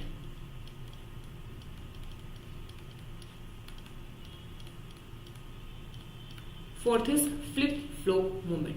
तो 4 टाइप के लिपिड मूवमेंट्स है, lateral movement, rotational movement, flexion movement and flip flow movement. ठीक है, आप समझते हैं कि कैसे मूव करते हैं, क्योंकि सिंपल सा फोस्फोलिपिड्स है, फोस्फोलिपिड्स 4 तरीके से मूव कर सकते हैं। देखो फर्स्ट जैसे यहाँ पे ये रोटेशन, रोटेशन का मतलब है अपने ही एक्सिस पर रोटेट करना 360 डिग्री पर। अब जैसे ये जो यहाँ पे है, ये यहाँ पे जो लिपिड यहाँ पर हुआ, ठीक है, लिपिड यहाँ पर है, अब ये लिपिड अपने ही एक्सिस पर ऐसे 360 डिग्री में क्या कर रहा है, रोटेट। तो ये जो 360 डिग्री की इट्स मतलब खुद की एक्सिस पर, इट्स ऑन एक्सिस ये जो रोटेट करता है, इसको हम यहाँ पे क्या बोलते हैं, रोटेशन। ठीक है, ये रोटेशन मूवमेंट यहाँ पर होती है। तो फर्स्ट मूवमेंट यहाँ पे रोटेशन यहाँ पर हुआ। अब सेकंड देखो, सेकंड यहाँ पे क्या, लेटरल मूवमेंट। लेटरल मूवमेंट में देखो देखो ये जो लिपिड है, ये लिपिड क्या किया, यहाँ से मूव करके ये दूसरे लोकेशन पर गया, मतलब नियर बाय डिस्टेंस तक यहाँ पर ये क्या कर सकता है, मूव कर सकता है, लिटरली डिफ्यूज कर सकता है। तो यहाँ पे ये जो लिपिड था पहले इसकी पोजीशन यहाँ थी, फिर ये डिफ्यूज करके अपने इस पोजीशन पर गया, तो इसको हम क्या बोलते हैं, लेटरल मूवमेंट बोलते हैं, कि नियर बाय डिस्टेंस पर डिफ्यूज कर जाना, अपने खुद की एक्सिस पर 360 डिग्री पर रोटेट करना इस rotation movement, near by distance तक मूव करना, तो वहां पे क्या होगा, लेटरल मूवमेंट। थर्ड देखो, थर्ड यहाँ पर होता है फ्लेक्शन। फ्लेक्शन मूवमेंट होती है टेल मूवमेंट। ठीक है, flexion is the tail movement. Tail movement में यहाँ पे क्या होगा, कि यहाँ पर जो लेयर की जो टेल है, लिपिड की जो टेल यहाँ पर होगी वो रोटेट कर रही है, ठीक है, ऐसे करके, मतलब ऐसे डायरेक्शन में इनकी रोटेशन हो रही है, ठीक है। कंप्लीट 360 डिग्री की रोटेशन नहीं है, सिर्फ टेल की रोटेशन है कि टेल यहाँ पे ये वाली टेल इधर रोटेट कर सकती है और ये टेल इधर रोटेट करेगी। तो इसको हम यहाँ पे क्या बोलते हैं, फ्लेक्शन मूवमेंट यहाँ पे बोलते हैं, ठीक है, फ्लेक्शन मूवमेंट होगा। अब देखो जो हमने ये 3 मूवमेंट यहाँ पे पढ़ी, rotation, flexion and lateral movement, ये तीनों जो मूवमेंट है ये हमारी विद इन मोनोलेयर हो रही है। मतलब जैसे रोटेशन अपने एक ही मोनोलेयर में होगा, अपने पोजीशन पर ही रोटेट करना, तो जिस लेयर में वो उसी लेयर में ही लिपिड रहेगा। ऐसे फ्लेक्सर मूवमेंट, टेल की मूवमेंट, तो जिस लेयर में वो शो कर रहा है उसी लेयर में ही प्रोटीन रहेगा, उसकी पोजीशन नहीं चेंज हो रही। अब लेटरल मूवमेंट में क्या है कि वो एक प्लेस से दूसरे प्लेस पर जा रहा है, बट वो सेम मोनोलेयर में ही जा रहा है, ठीक है, एक ही मोनोलेयर में मूवमेंट यहाँ पर हो रही है। विद इन मोनोलेयर मूवमेंट यहाँ पर है, जो लेटरल मूवमेंट यहाँ पर होगा, ठीक है। बट जो 4th टाइप की मूवमेंट यहाँ पर है, फ्लिप फ्लॉप मूवमेंट, इसमें क्या होता है कि जो एक लिपिड है वो अपने एक लिफलेट को छोड़ के, मतलब एक मोनोलेयर को छोड़ के वो क्या करता है, दूसरी मोनोलेयर में जाके क्या करता है, फ्लिप करता है। इसको हम क्या बोलते हैं, फ्लिप फ्लॉप मूवमेंट, ठीक है। एक मोनोलेयर को क्रॉस करके वहां पे उसको छोड़ के दूसरी मोनोलेयर में एंटर कर जाना, वो यहाँ पे क्या है, फ्लिप फ्लॉप मूवमेंट। और ये जो फ्लिप फ्लॉप मूवमेंट है, it is rare type of movement. ये क्या है, रेयर मूवमेंट है, क्योंकि देखो जो लिपिड यहाँ पर है ना, इनके लिए इजी नहीं है यहाँ पे क्रॉस करके दूसरे लेयर में एंटर करना, ठीक है, इनके लिए इजी यहाँ पर नहीं होगा दूसरे लेयर में एंटर करना। तो 4 टाइप की मूवमेंट्स हैं जो लिपिड यहाँ पे शो करते हैं, लेटरल है, रोटेशनल है, फ्लेक्सर होगा and flip flop. Flip flop is the rare type of movement, ठीक है। लेटरल का मतलब नियर बाय डिस्टेंस तक डिफ्यूज करना, रोटेशन अपने ही एक्सेस पर घूमते रहना, फ्लेक्शन टेल की मूवमेंट यहाँ पर होगी, फ्लिप फ्लॉप एक मोनोलेयर से दूसरी मोनोलेयर में लिपिड का शिफ्ट करना, इसे यहाँ पर हम क्या बोलते हैं, फ्लिप फ्लॉप मूवमेंट शो करता है। अब ये जो लेटरल मूवमेंट है ना, एक प्लेस से दूसरे प्लेस पे मूव करना, ये लेटरल मूवमेंट प्रोटीन भी शो करते हैं, ठीक है। ऐसा नहीं कि सिर्फ लिपिड शो करता है, लेटरल मूवमेंट प्रोटीन भी शो करता है।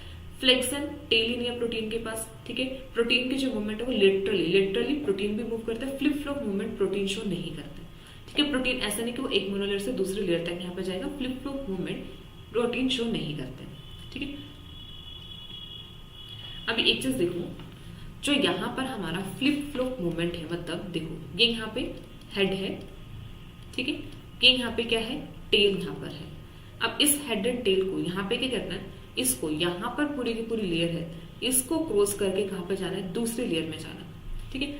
अब देखो ये जो प्रोसेस है ना, ये प्रोसेस एक्चुअल में ना थर्मोडायनेमिकली फेवरेबल नहीं है। थर्मोडायनेमिकली फेवरेबल क्यों नहीं होगी, क्योंकि हेड हमारा यहाँ पे क्या है, पोलर।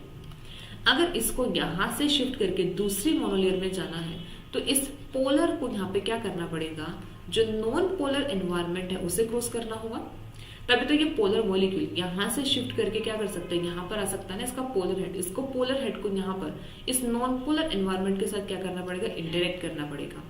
और जनरली जो यहाँ पर होता क्या है, पोलर पोलर के साथ ही इंटरेक्ट करता है, नॉन पोलर के साथ। तो यहाँ पे जो हेड है, मतलब जो पोलर है, पोलर नॉन पोलर के साथ इंटरेक्ट नहीं करेगा।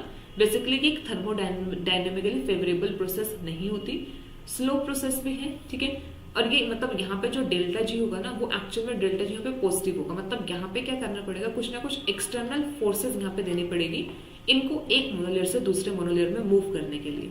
तो यहाँ पर ये जो टाइप की मूवमेंट है, फ्लिप फ्लॉप मूवमेंट, ये जनरली कैटालाइज्ड होती है बाय द एंजाइम। मतलब विदाउट एंजाइम ये मूवमेंट पॉसिबल ही नहीं है, क्योंकि विदाउट एंजाइम इनका जो मूवमेंट होगा, उनका जो डेल्टा जी है वो पॉजिटिव होगा, स्पॉन्टेनियस प्रोसेस होगी ही नहीं। लेकिन जैसे वहां पे एंजाइम ऐड किया, इस एंजाइम ने यहाँ पे क्या किया, इनका जो डेल्टा जी यहाँ पर उनको नेगेटिव करते हैं। मतलब अब ये प्रोटीन क्या कर सकता, प्रोटीन या फिर जो लिपिड है वो क्या कर सकता है, एक मोनोलेयर से दूसरे मोनोलेयर में इजी मूव कर सकता है, क्योंकि अब ये एक स्पॉन्टेनियस प्रोसेस बनेगी, क्योंकि यहाँ पे एंजाइम इस रिएक्शन को, इस मूवमेंट को क्या करते हैं, यहाँ पे प्रोसेस करेंगे, ठीक है।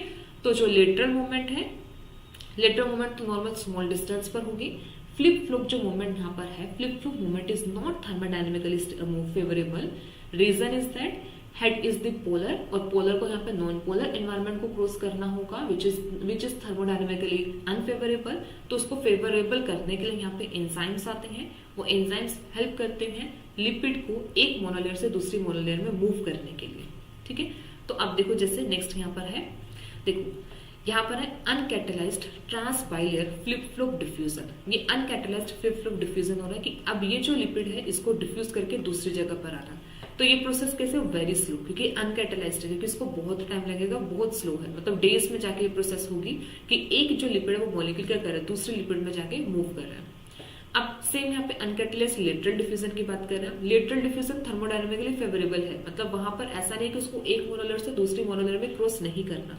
इसी रीजन से ये प्रोसेस यहाँ पे कैसे फेवरेबल है। तो ये प्रोसेस कैसे होती है, बहुत फास्ट होती है। फास्ट रेट देखो यहाँ पे कितना 1 माइक्रोमीटर पर सेकेंड, मतलब 1 सेकेंड में 1 माइक्रोमीटर का डिस्टेंस ये क्या कर लेते हैं, कवर कर लेते हैं। तो अब ये जो यहाँ पे लिपिड हुआ ये कहाँ पे मिला, हमें अपनी दूसरी पोजिशन पर मिला। ठीक है, तो ये यहाँ पर आता है अनकैटेलाइज्ड लेटरल डिफ्यूजन है, और ये यहाँ पे अनकैटेलाइज्ड फ्लिप फ्लॉप है। फ्लिप फ्लॉप अगर बिना किसी एंजाइम के होगी तो बहुत स्लो प्रोसेस है, बहुत डेज लग जाएंगे उसको मूव करने के लिए। और लेटरल डिफ्यूजन जो अनकैटेलाइज्ड है बहुत फास्ट है, क्योंकि इसको किसी भी टाइप की एंजाइम्स की रिक्वायरमेंट नहीं है, क्योंकि ये प्रोसेस एक स्पॉन्टेनियस यहाँ पर होगी। अब ये जो फ्लिप फ्लॉप मूवमेंट है, अब जैसे बताया, इसको स्पॉन्टेनियस करने के लिए या फिर इसको यहाँ पे फास्ट करने के लिए, यहाँ पर फास्ट करने के लिए यहाँ पर आते हैं एंजाइम्स जो इनकी मूवमेंट को कैटेलाइज करते हैं। यहाँ पर आते हैं एंजाइम्स। ठीक है, अब देखो 3 एंजाइम्स यहाँ पर है। अब ये है कैटेलाइज्ड ट्रांसबाइलियर ट्रांसलोकेशन। अब 3 एंजाइम यहाँ पर आएंगे। एक एंजाइम यहाँ पर है फ्लिपेज, ठीक है। सेकेंड एंजाइम यहाँ पर होगा फ्लोपेज एंजाइम, फ्लोपेज होगा। And third enzyme is scramblase enzyme. Third is scramblase enzyme. तो 3 एंजाइम हैं जो यहाँ पर रिस्पॉन्सिबल होंगे, फ्लिपेज एंजाइम, फ्लोपेज एंड स्क्रैम्बलेज। अब देखो यहाँ पे फ्लिपेज, फ्लिपेज का मतलब है फ्लिप, फ्लिप और फ्लोप से याद रखना है। फ्लिप का मतलब यहाँ पर होगा कि ये अंदर की तरफ प्रोटीन को, अंदर की तरफ जो लिपिड होंगे उनको ट्रांसफर करेगा। जैसे यहाँ पर ये लिपिड प्रेजेंट था, ये कहाँ पे प्रेजेंट है कि आउटर सरफेस पे प्रेजेंट है, ये इसका आउटसाइड यहाँ पर हुआ। और ये यहाँ पे क्या है, इसका इनसाइड यहाँ पर है। तो आउटसाइड से इनसाइड की तरफ जो यहाँ पे प्रोटीन करता है वो यहाँ पे क्या है, फ्लिपेज। फ्लिप मतलब आई, इनर साइड पर लेकर जाना। तो इनके डेस्टिनेशन इन लिपिड्स की यहाँ पे कैसे होगी, इनर साइड पर लेकर जाना। और ये जो प्रोटीन है ये एटीपी को यूज करता है, एटीपी को हाइड्रोलाइज करेगा, एनर्जी को यूज करेगा, जिससे अब ये जो लिपिड है वो आउटर से कहाँ पर आ जाएंगे, इनर लीफलेट पर आएंगे। ठीक है, अब सेकेंड देखो, सेकेंड यहाँ पे क्या है, ये यहाँ पे हुआ फ्लोपेज। फ्लोपेज जस्ट अपोजिट, इसका काम है अंदर से बाहर की तरफ यहाँ पे लिपिड को ट्रांसफर करना। ओ मतलब यहाँ पे क्या, आउटर यहाँ पर हुआ। अब ये भी यहाँ पे क्या करता है, एटीपी को यूज करता है, एटीपी को हाइड्रोलाइज करेगा एटीपी प्लस में, इनऑर्गेनिक फॉस्फेट में, जिससे यहाँ पर ये जो प्रोटीन है वो क्या, यहाँ पे जो लिपिड होगा वो लिपिड क्या करेगा, इनर से कहाँ पर पहुंच पाएगा, आउटर में। ठीक है, एटीपी हाइड्रोलिसिस होगी, एनर्जी रिलीज होगी, वो एनर्जी फिर हेल्प करेगी इनके डेल्टा जी को नेगेटिव करने में, जिससे अब ये जो लिपिड है वो लिपिड मेम्ब्रेन को क्रॉस करके, पोलर जो सरफेस है वो मेम्ब्रेन को क्रॉस करके इनर और आउटर साइड पर पहुंच सकता है। अब ऐसे यहाँ पे थर्ड कैटेगरी का यहाँ पर आता हुआ था स्क्रैम्बलेज। अब स्क्रैम्बलेज देखो दोनों टाइप की मूवमेंट कर सकते हैं, inside to outside and outside to inside. मतलब इनका कोई स्पेसिफिक नहीं है कि इनसाइड पर करेंगे या फिर आउटसाइड पर करेंगे। और यहाँ पर देखो कोई भी एटीपी की यूटिलाइजेशन भी नहीं होती। स्क्रैम्बलेज जो एंजाइम होगा यहाँ पे एटीपी की भी जरूरत नहीं है, फ्लिपेज फ्लोपेज में एटीपी की रिक्वायरमेंट होती है। ठीक है, अब देखो जब हम मेम्ब्रेन ट्रांसपोर्ट करेंगे ना, वहां पर हम डिफरेंट टाइप के ट्रांसपोर्टर्स पढ़ेंगे। तो जैसे पी टाइप ट्रांसपोर्टर्स है, एबीसी ट्रांसपोर्टर्स है, अलग अलग टाइप के ट्रांसपोर्टर्स हम करने वाले हैं, जिसमें सब आपको ये याद रखना है कि जो फ्लिपेज है, flippase is a type of a P type ATPase, मतलब इस ट्रांसपोर्टर का टाइप होगा। एंड फ्लोपेज यहाँ पर है एबीसी ट्रांसपोर्टर। ठीक है, तो अलग अलग टाइप के हम ट्रांसपोर्टर्स बेसिकली करेंगे। जब हम एक्टिव ट्रांसपोर्ट करेंगे तो वहां पर हम देखेंगे, तो एक यहाँ पे पी टाइप होगा, P type ATPase, and second यहाँ पे कि एबीसी ट्रांसपोर्टर्स यहाँ पर है। ठीक है, अब फ्लिपेज, अब देखो हमने क्या बोला था कि जो इनर सरफेस है, इनर सरफेस पर जो लिपिड्स प्रेजेंट है वो कौन से प्रेजेंट है, phosphatidylethanolamine, phosphatidylserine. तो वो एक्चुअल में आए कैसे, उनकी फ्लिपिंग हुई है, बाहर से ही वो अंदर यहाँ पर आए। तो यहाँ पर ये किसका काम क्या होता है, phosphatidylethanolamine, phosphatidylserine को आउटर लीफ से कहाँ पे, आउटर से कहाँ पे मूव करना, उनको साइटोसोलिक लीफलेट पर मूव करना, ये फंक्शन यहाँ पर होता है फ्लिपेज। अब फ्लोपेज एबीसी ट्रांसपोर्टर है, इसका काम यहाँ पे क्या है, फॉस्फोलिपिड्स को मूव करना फ्रॉम साइटोसोलिक टू आउटर, मतलब ये अंदर से बाहर की तरफ करेंगे। अब अंदर से बाहर की तरफ यहाँ पे करना है, तो यहाँ पे कौन सा हो जाएगा, फॉस्फेटिडिल कोलिन यहाँ पर होगा एंड स्फिंगोमाइलिन यहाँ पर होगा, जिसको ये क्या करेंगे, कहाँ पर, इनर टू आउटर की तरफ ये मूव कर रहे हैं। ठीक है, थर्ड यहाँ पे स्क्रैम्बलिस का यहाँ दोनों डायरेक्शन में कर सकता है, बस ये टुवर्ड्स इक्विलिब्रियम करेगा, तो यहाँ पे इनर आउटर किसी भी डायरेक्शन में ये कर सकता है। यहाँ पे बेसिकली जो फॉस्फेटिडिल सीरीन है, फॉस्फेटिडिल सीरीन जो अंदर से बाहर आता है, ठीक है, आउटर साइड पर आता है, वो किसी एंजाइम की वजह से आता है। स्क्रैम्बलिस एंजाइम यहाँ पर है, वो स्क्रैम्बलिस एंजाइम करता है कि यहाँ पे जो लिपिड होंगे उनको इनर टू आउटर की तरफ क्या कर देता है, मूव कर देता है सीरीन को, और जिससे फिर उस सेल को सिग्नल मिलता है एपोप्टोसिस का। ठीक है, तो 3 टाइप के प्रोटीन है, फ्लिपेज, फ्लोपेज, स्क्रैम्बलिस। इंपॉर्टेंट, यहां से भी प्रीवियस ईयर क्वेश्चन आया हुआ है, डायरेक्ट क्वेश्चन है कि यहाँ पे फ्लिपेज फ्लोपेज क्या काम करते हैं। तो स्क्रैम्बलिस एक बाइडायरेक्शनल प्रोटीन है, फ्लिपेज फ्लोपेज यहाँ पर कैसे हुए, यूनिडायरेक्शनल प्रोटीन यहाँ पर हुए। ठीक है, स्क्रैम्बलिस बाइडायरेक्शनल क्योंकि दोनों डायरेक्शन में कर सकता है, फ्लिपेज फ्लोपेज एक ही डायरेक्शन में कर सकता है। एक चीज ध्यान रखना, एटीपी कहाँ पर यूज हो रहा है, फ्लिपेज और फ्लोपेज में, स्क्रैम्बलिस में कोई एटीपी की यूटिलाइजेशन नहीं है। और यहाँ पर क्या है, फ्लिपेज पी टाइप एटीपीज है और फ्लोपेज यहाँ पे क्या है, एबी से ट्रांसपोर्टर की कैटेगरी में यहाँ पर आता है। ठीक है, तो ये यहाँ पे मूवमेंट यहाँ पर है। ठीक है, क्लियर है सबको, मूवमेंट यहाँ तक क्लियर है। तो हमने यहाँ पे लिपिड मूवमेंट देखा, लिपिड मूवमेंट में फ्लिपेज फ्लोपेज एंड स्क्रैम्बलिस एंजाइम के बारे में। ठीक है, इंपॉर्टेंट है, ये मूवमेंट जोन कर रहे हैं, इंपॉर्टेंट है यहाँ पर ना, यहाँ से क्वेश्चन बन जाते हैं। ठीक है, चलिए क्लियर सबको इतना।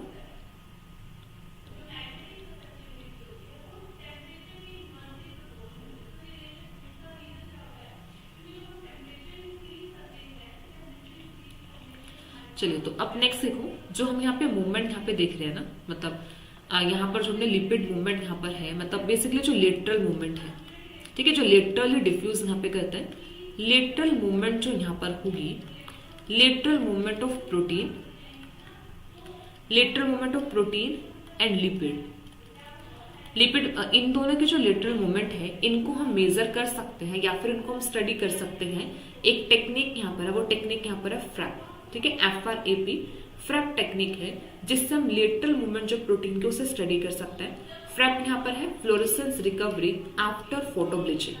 ठीक है, तो यहाँ पे लेटरल डिफ्यूजन को स्टडी करने के लिए यहाँ पे टेक्निक है फ्रैप टेक्निक यहाँ पर होगी fluorescence recovery after photo bleaching. ठीक है, देखो सिंपल सा है, फ्लोरेसेंस रिकवरी मतलब यहाँ पर जो हमारे पास लिपिड होंगे, जैसे लिपिड है या फिर जो प्रोटीन है, पहले इनको क्या किया जाएगा, फ्लोरेसेंस से यहाँ पे लेबल किया जाएगा। ठीक है, मॉलिक्यूल यहाँ पर होगा, फ्लोरेसेंटली इनको लेबल करेंगे।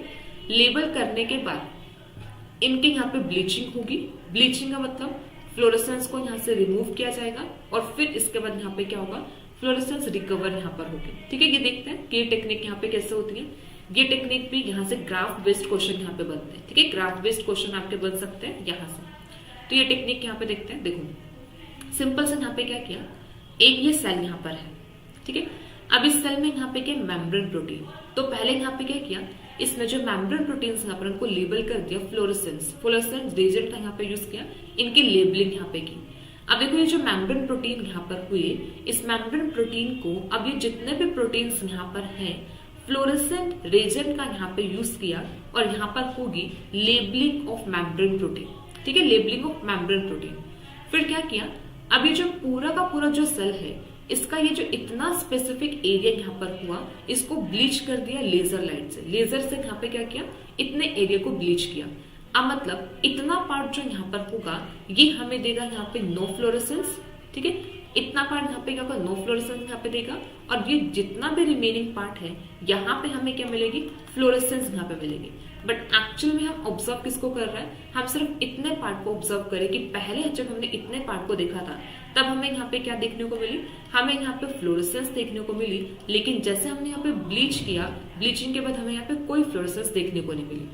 फिर जब थोड़े टाइम के बाद यहाँ पे देखा, थोड़े टाइम के बाद फिर से यहाँ पे फ्लोरेसेंस को मेजर किया, तो यहाँ पर हमें फ्लोरेसेंस यहाँ पे रिकवर मिले। रिकवर का मतलब ये है कि हमें फिर से यहाँ पे फ्लोरेसेंस उसी पर्टिकुलर एरिया में हमें फिर से फ्लोरेसेंस वहां पे देखने को मिली। ठीक है, अभी जो फ्लोरेसेंस हमें यहाँ पे देखने को मिली है ना, वो एक्चुअल में क्योंकि सिंपल सा देखो, जैसे आप ये डायग्राम यहाँ पे देख रहे हो, इसमें यहाँ पे हुआ क्या कि अब ये जो प्रोटीन यहाँ पर है, ये प्रोटीन लेटरली डिफ्यूज की, जैसे ये प्रोटीन इधर मूव किया, ये प्रोटीन इधर मूव किया, ये प्रोटीन क्या कर रहा है, लेटरली डिफ्यूज कर रहा है, ये प्रोटीन इधर मूव कर रहा है। अब जिससे हुआ क्या, इतना जो रीजन यहाँ पे था, इतना जो पार्ट यहाँ पे था, अब इसमें यहाँ पे क्या हुआ, यहाँ पे लेबल्ड प्रोटीन भी यहाँ पर है और यहाँ पे अनलेबल्ड प्रोटीन भी यहाँ पर है। अब जिससे यहाँ पर देखो, इसमें यहाँ पे क्या था ना, यहाँ पर हमारे पास 100% प्रोटीन ऐसे प्रेजेंट थे जो कैसे थे, ब्लीच्ड हो गए। मतलब यहाँ पे इस एरिया में, इस पर्टिकुलर एरिया की बात करें, इसमें यहाँ पे जितने भी, जैसे देखो अगर यहाँ पे 1 2 3 4 5 6 प्रोटीन है, 6 प्रोटीन यहाँ पे कैसे हो गए, ब्लीच्ड हो गए, मतलब अनलेबल्ड यहाँ पर हो गए। ठीक है, और जब हमने इस एरिया में यहाँ पे देखा थोड़े टाइम के बाद, तो यहाँ पर हमें क्या मिला, 3 प्रोटीन ऐसे मिले जो यहाँ पे कैसे ब्लीच्ड है, मतलब जो कैसे यहाँ पे अनलेबल्ड होंगे, और 3 प्रोटीन ऐसे हैं, ये देखो 3 प्रोटीन ऐसे हैं जो यहाँ पे कौन सा यहाँ पर आगे, फ्लोरोसेंट लेबल्ड प्रोटीन यहाँ पर है। ठीक है, 3 प्रोटीन यहाँ पर कैसे, फ्लोरोसेंट लेबल्ड। तो जब हमने यहाँ पे फ्लोरोसेंस को देखा तो हमें फ्लोरोसेंस यहाँ पे देखने को मिली, बट इंटेंसिटी इसकी कम है। यहाँ पर हमें फुल इंटेंसिटी में यहाँ पे हमें देखने को मिल रहा है फ्लोरोसेंस, यहाँ पे बिल्कुल भी इंटेंसिटी से, मतलब यहाँ पे तो फ्लोरोसेंस देखने को मिल ही नहीं रही। अब यहाँ पर ये जो रीजन यहाँ पर होगा, यहाँ पे हमें फ्लोरोसेंस की इंटेंसिटी जो देखने को मिलेगी कम मिलेगी, बट फ्लोरोसेंस हमें देखने को मिलेगा। हम यहाँ पे क्या बोल सकते हैं कि यहाँ पर जो फ्लोरोसेंस, हमें 50% फ्लोरोसेंस यहाँ पे रिकवर होगी। 50% रिकवर क्यों, अगर हम यहाँ पे देखें कि टोटल 6 प्रोटीन यहाँ पे थे, 6 में से यहाँ पे 3 प्रोटीन यहाँ पे कैसे लेबल्ड यहाँ पर आ गए और 3 प्रोटीन यहाँ पे कैसे अनलेबल्ड यहाँ पर है, तो यहाँ पर जो फ्लोरोसेंस है वो यहाँ पे रिकवर की, और कितने परसेंट फ्लोरोसेंस यहाँ पे की, 50% रिकवर की। तो अब ये जो टेक्निक है, ये टेक्निक हमें ये बताती है कि जो मेम्ब्रेन प्रोटीन्स हैं, दिस मेम्ब्रेन प्रोटीन्स आर, ये लेटरली डिफ्यूज कर रहे हैं। अगर यहाँ पर लेटरल डिफ्यूजन नहीं हो रहा होता तो सिर्फ ये वाली कंडीशन यहाँ पे रहती, कभी भी सेल इस कंडीशन में पहुंचना ही नहीं, मतलब हमें यहाँ पे फ्लोरोसेंस रिकवर होके मिलती ही नहीं। तो हमें क्या मिलता, नो फ्लोरोसेंसिंग यहाँ पर मिलता। ठीक है, अब इसी चीज को यहाँ पर क्या करता है, ग्राफ से भी यहाँ पे रिप्रेजेंट करता है। तो यहाँ पे हमने क्या किया, एक्स एक्सेस यहाँ पे ली जिसमें मैंने टाइम रखा इन सेकेंड, वाई एक्सेस यहाँ पे लिया जिसमें मैंने फ्लोरोसेंस इंटेंसिटी यहाँ पे की कुछ 1000 2000 3000 ऐसे यूनिट्स यहाँ पे रखा। अब इसमें देखो यहाँ पर सबसे पहले हमें यहाँ पे क्या मिला, बिफोर ब्लीचिंग यहाँ पे जो मॉलिक्यूल्स थे, फ्लोरोसेंट एजेंट बहुत ज्यादा यहाँ पे प्रेजेंट थे, तो हमें इतनी फ्लोरोसेंस यहाँ पे देखने को मिली। फिर हमने इस पॉइंट यहाँ पर हुआ, इस पॉइंट में यहाँ पे क्या करते हैं, ब्लीचिंग करती है। अब ब्लीचिंग करने से एकदम से जो उस पार्ट की फ्लोरोसेंस है वो एकदम से रिड्यूस होगी। ठीक है, बिल्कुल रिड्यूस यहाँ पर होगी, कितना यहाँ पे ब्लीच्ड एरिया यहाँ पर हुआ। लेकिन जैसे यहाँ पे टाइम पास हुआ, लेटरल डिफ्यूजन यहाँ पर हुई। अब इस लेटरल डिफ्यूजन में हुआ क्या है कि अब ये जो प्रोटीन है, अब इन प्रोटीन ने डिफ्यूज करना स्टार्ट किया। अब यहाँ पे हमें जो फ्लोरोसेंस है वो रिकवर यहाँ पे मिली, मतलब हमें फ्लोरोसेंस जो इंक्रीज यहाँ पे होती हुई दिखी, इसकी इंटेंसिटी यहाँ पे ज्यादा हुई। ठीक है, बट फुली रिकवर नहीं यहाँ पे कर पाए, यहाँ तक नहीं फ्लोरोसेंस पहुंचे, क्योंकि यहाँ पे सारे के सारे प्रोटीन्स ने अपनी पोजीशन चेंज नहीं की। 100% रिकवरी हमें नहीं मिली, हमें जो रिकवरी यहाँ पे मिली वो सिर्फ हमें 50% की रिकवरी यहाँ पे मिली, जिससे हमने यहाँ पे क्या बोला कि ये जो फ्रैक्शन यहाँ पर होगा, ये तो हमें क्या शो कर रहा है कि 50% प्रोटीन यहाँ पे क्या मोबाइल, क्योंकि इतना ये जो हमें ग्राफ मिला है, इतना ये हमें किस वजह से मिला, ऐसे प्रोटीन की वजह से मिला जो कैसे मोबाइल प्रोटीन है। तो ये जो हमें यहाँ पे फ्रैक्शन मिला, ये कैसा मिला है, 50% मोबाइल प्रोटीन का, और ये जो यहाँ पे मिला जिसकी वजह से यहाँ पर फ्लोरोसेंस नहीं पहुंच पाई, किस लिए, क्योंकि यहाँ पे 50% प्रोटीन यहाँ पे कैसे थे, इमोबाइल मतलब उन प्रोटीन्स ने अपनी पोजीशन को चेंज नहीं किया, लेकिन जो मोबाइल प्रोटीन्स है इन्होंने अपनी पोजीशन को चेंज किया, जिसकी वजह से फ्लोरोसेंस यहाँ पे क्यों इंक्रीज, तो 50% हमें प्रोटीन यहाँ पे कैसे मिले, मोबाइल, एंड 50% यहाँ पे क्या है, इमोबाइल। ठीक है, ये इंपॉर्टेंट है। आप यहाँ से बहुत सारे प्रीवियस क्वेश्चंस भी देख सकते हो, यहाँ से क्वेश्चंस आए हुए हैं, और यहाँ पे वो ऐसे ही पूछ लेते हैं कि यहाँ पे ए पूछ लेंगे और बी करके यहाँ से पूछ लेंगे कि यहाँ पे ए किसको रिप्रेजेंट करे, बी किसको रिप्रेजेंट करे, तो बी यहाँ पे मोबाइल को, यहाँ पे मोबाइल प्रोटीन्स को रिप्रेजेंट करेगा, और ये यहाँ पे किसको रिप्रेजेंट करे, इमोबाइल को। हमने यहाँ पे एक देखा है कि यहाँ पे 50% है, ये रेशियो चेंज भी कर सकता है। ऐसा भी हो सकता है कि जो मोबाइल यहाँ पर है 70% मोबाइल मिले, और यहाँ पर हो सकता है 30% इमोबाइल मिले। ठीक है, ये 50-50 कोई ऐसा नहीं कि ये ऐसा नहीं कि हर बार ही ऐसा होगा कि 50% हमें मोबाइल मिलेगा और 50% इमोबाइल यहाँ पर होगा। ठीक है, ये रेशियो चेंज भी कर सकता है। कैसे चेंज कर सकता है कि हो सकता है कि 70% हमें मोबाइल मिले और 30% हमें वहां पे प्रोटीन कैसे मिले, इमोबाइल। और रेशियो ऐसे भी चेंज कर सकता, हो सकता है 30% हमें मोबाइल प्रोटीन्स मिले और 70% वहां पे कैसे इमोबाइल प्रोटीन प्रेजेंट हो। ठीक है, सेम ऐसे हमारा लिपिड्स के लिए भी होता है। लिपिड का भी सेम कंसेप्ट है, लिपिड के मूवमेंट भी ऐसे है। तो वहां पे मोबाइल इमोबाइल की जो कॉम्पोजिशन है, कॉन्ट्रीब्यूशन है, वो हम चेंज कर सकते हैं। ऐसा जरूरी नहीं कि हर बार कैसा होगा, 50-50% होगा। तो ये यहाँ पे डिफरेंट टाइप के मूवमेंट्स यहाँ पर आते हैं। डिफरेंट टाइप के मूवमेंट्स को फिर लेटरल डिफ्यूजन जो है इसको हम स्टडी कर सकते हैं। स्टडी हम कर सकते हैं यहाँ पे कैसे, एक टेक्निक यहाँ पर है, वो टेक्निक यहाँ पर है fluorescence level, fluorescence resonance after photo bleaching या fluorescence recovery after photo bleaching, FRAP technique है जिससे हम लेटरल डिफ्यूजन को स्टडी कर सकते हैं। तो यहाँ तक हमारा लिपिड मूवमेंट यहाँ पे कंप्लीट है, ठीक है, लिपिड मूवमेंट हुआ यहाँ पे। अब नेक्स्ट जो टॉपिक यहाँ पर आता है वो यहाँ पर होगा अब मेम्ब्रेन फ्लूइडिटी, ठीक है, इतना सबको क्लियर हुआ, यहां तक सबको क्लियर है। अभी नेक्स्ट हम करने वाले हैं, नेक्स्ट टॉपिक यहाँ पर होगा membrane fluidity. Membrane fluidity another feature यहाँ पे मेम्ब्रेन का, कि मेम्ब्रेन का नेचर यहाँ पे कैसा होता है, मेम्ब्रेन का नेचर है फ्लूइडिक नेचर, ठीक है, मेम्ब्रेन स्टैटिक नहीं है, मेम्ब्रेन डायनामिक है, तभी बडिंग होती है या फिर डिफरेंट टाइप की जो मेम्ब्रेन की जो फ्यूजन यहाँ पर होती है वो इसी रीजन से होता है कि मेम्ब्रेन एक डायनामिक नेचर है, मेम्ब्रेन का फ्लूइड नेचर यहाँ पर नहीं है, ठीक है। तो अब हम नेक्स्ट यहाँ पर करेंगे मेम्ब्रेन फ्लूइडिटी।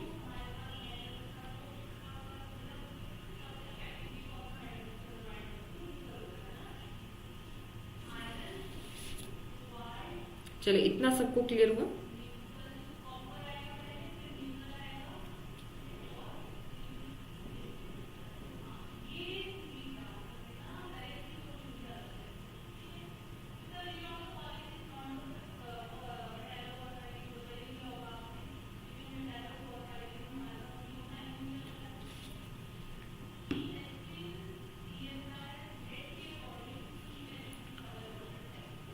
चलो तो अब हम यहाँ पे देखते हैं मेम्ब्रेन फ्लूइडिटी।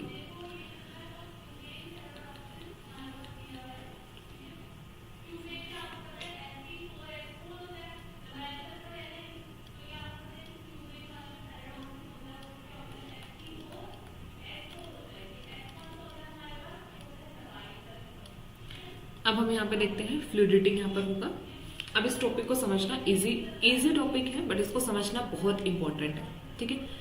अब देखो जो मेम्ब्रेन जो यहाँ पे फ्लूइडिटी है ना, मेम्ब्रेन एक का एक फ्लूइड नेचर यहाँ पर है, और मेम्ब्रेन फ्लूइडिटी को या फिर मेम्ब्रेन का जो फ्लूइड नेचर होगा इसको हम कैसे बता सकते हैं, हम यहाँ पे ये बता सकते हैं कि यहाँ पे जो प्रोटीन्स हैं, प्रोटीन्स और जो यहाँ पे लिपिड्स यहाँ पर होंगे, प्रोटीन्स एंड जो लिपिड्स यहाँ पर है, ये यहाँ पे क्या कर सकते हैं, ये मेम्ब्रेन में फ्रीली मूव कर सकते हैं, ठीक है, फ्रीली मूवमेंट नहीं कर सकते हैं। इसलिए हम यहाँ पे क्या बोलते हैं कि लिपिड का नेचर यहाँ पे कैसा होता है, फ्लूइडिटी है, मतलब मेम्ब्रेन का नेचर यहाँ पे कैसा है, फ्लूइडिक नेचर यहाँ पर होगा, ठीक है। मेम्ब्रेन फ्लूइडिटी का सिंपल सा मतलब यहाँ पे है कि मेम्ब्रेन में जो प्रोटीन्स एंड लिपिड्स हैं, प्रोटीन्स एंड लिपिड्स यहाँ पर क्या कर सकते हैं, फ्रीली डिफ्यूज कर सकते हैं, फ्रीली मूव कर सकते हैं। इसी रीजन से हम यहाँ पे क्या बोलते हैं कि मेम्ब्रेन का यहाँ पे कैसा होगा, नेचर यहाँ पे कैसा होगा, फ्लूइड यहाँ पर नेचर होगा, ठीक है। अब ये जो फ्लूइडिटी है, फ्लूइडिटी यहाँ पे डिपेंड करती है certain kind of different kind of factors यहाँ पर होते हैं जिनके ऊपर क्या करता है, फ्लूइडिटी डिपेंड करती है। अब वो फैक्टर्स यहाँ पे कौन कौन से यहाँ पर आते हैं, फैक्टर्स यहाँ पर होंगे, टेम्परेचर यहाँ पर होगा, ठीक है, टेम्परेचर एक फैक्टर यहाँ पर है जिसके ऊपर फ्लूइडिटी डिपेंड करती है या फिर फ्लूइडिटी इफेक्ट करती है, फ्लूइडिटी ये फैक्टर्स जो फ्लूइडिटी को इफेक्ट करते हैं, टेम्परेचर होगा। नेक्स्ट यहाँ पर जैसे यहाँ पर आ जाता है percentage of unsaturated fatty acid, ठीक है, percentage of unsaturated fatty acid, ये एक इंपॉर्टेंट फैक्टर है। नेक्स्ट यहाँ पर आता है परसेंटेज ऑफ कोलेस्ट्रॉल, ठीक है, ये सब फैक्टर्स है जो फ्लूइडिटी को अफेक्ट करते हैं, परसेंटेज ऑफ कोलेस्ट्रॉल, ठीक है। और यहाँ पर फैक्टर आता है, यहाँ पर जो फैट होगा वो सिस फैट यहाँ पर है, ठीक है, या फिर ये कैसे यहाँ पर होगा, ट्रांस फैट यहाँ पर होगा, ठीक है, ये यहाँ पर फैक्टर इफेक्ट करेगा। नेक्स्ट जो फैक्टर इफेक्ट करता है वो यहाँ पर होगा लेंथ ऑफ कार्बन चेन, जो यहाँ पे फैट्स यहाँ पर होंगे, फैट के जो हाइड्रोकार्बन चेन है उनकी लेंथ यहाँ पे इफेक्ट करती है, ठीक है।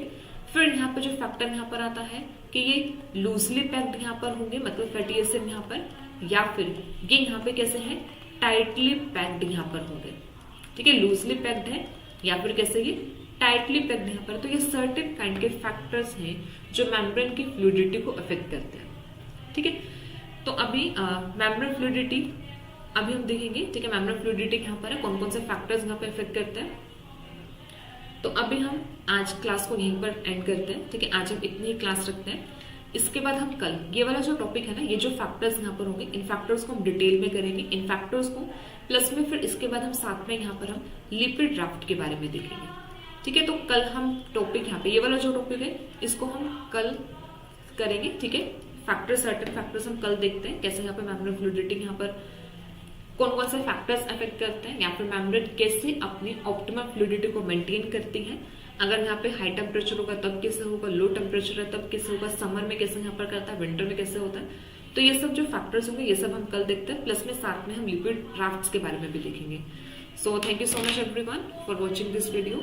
Thank you so much everyone.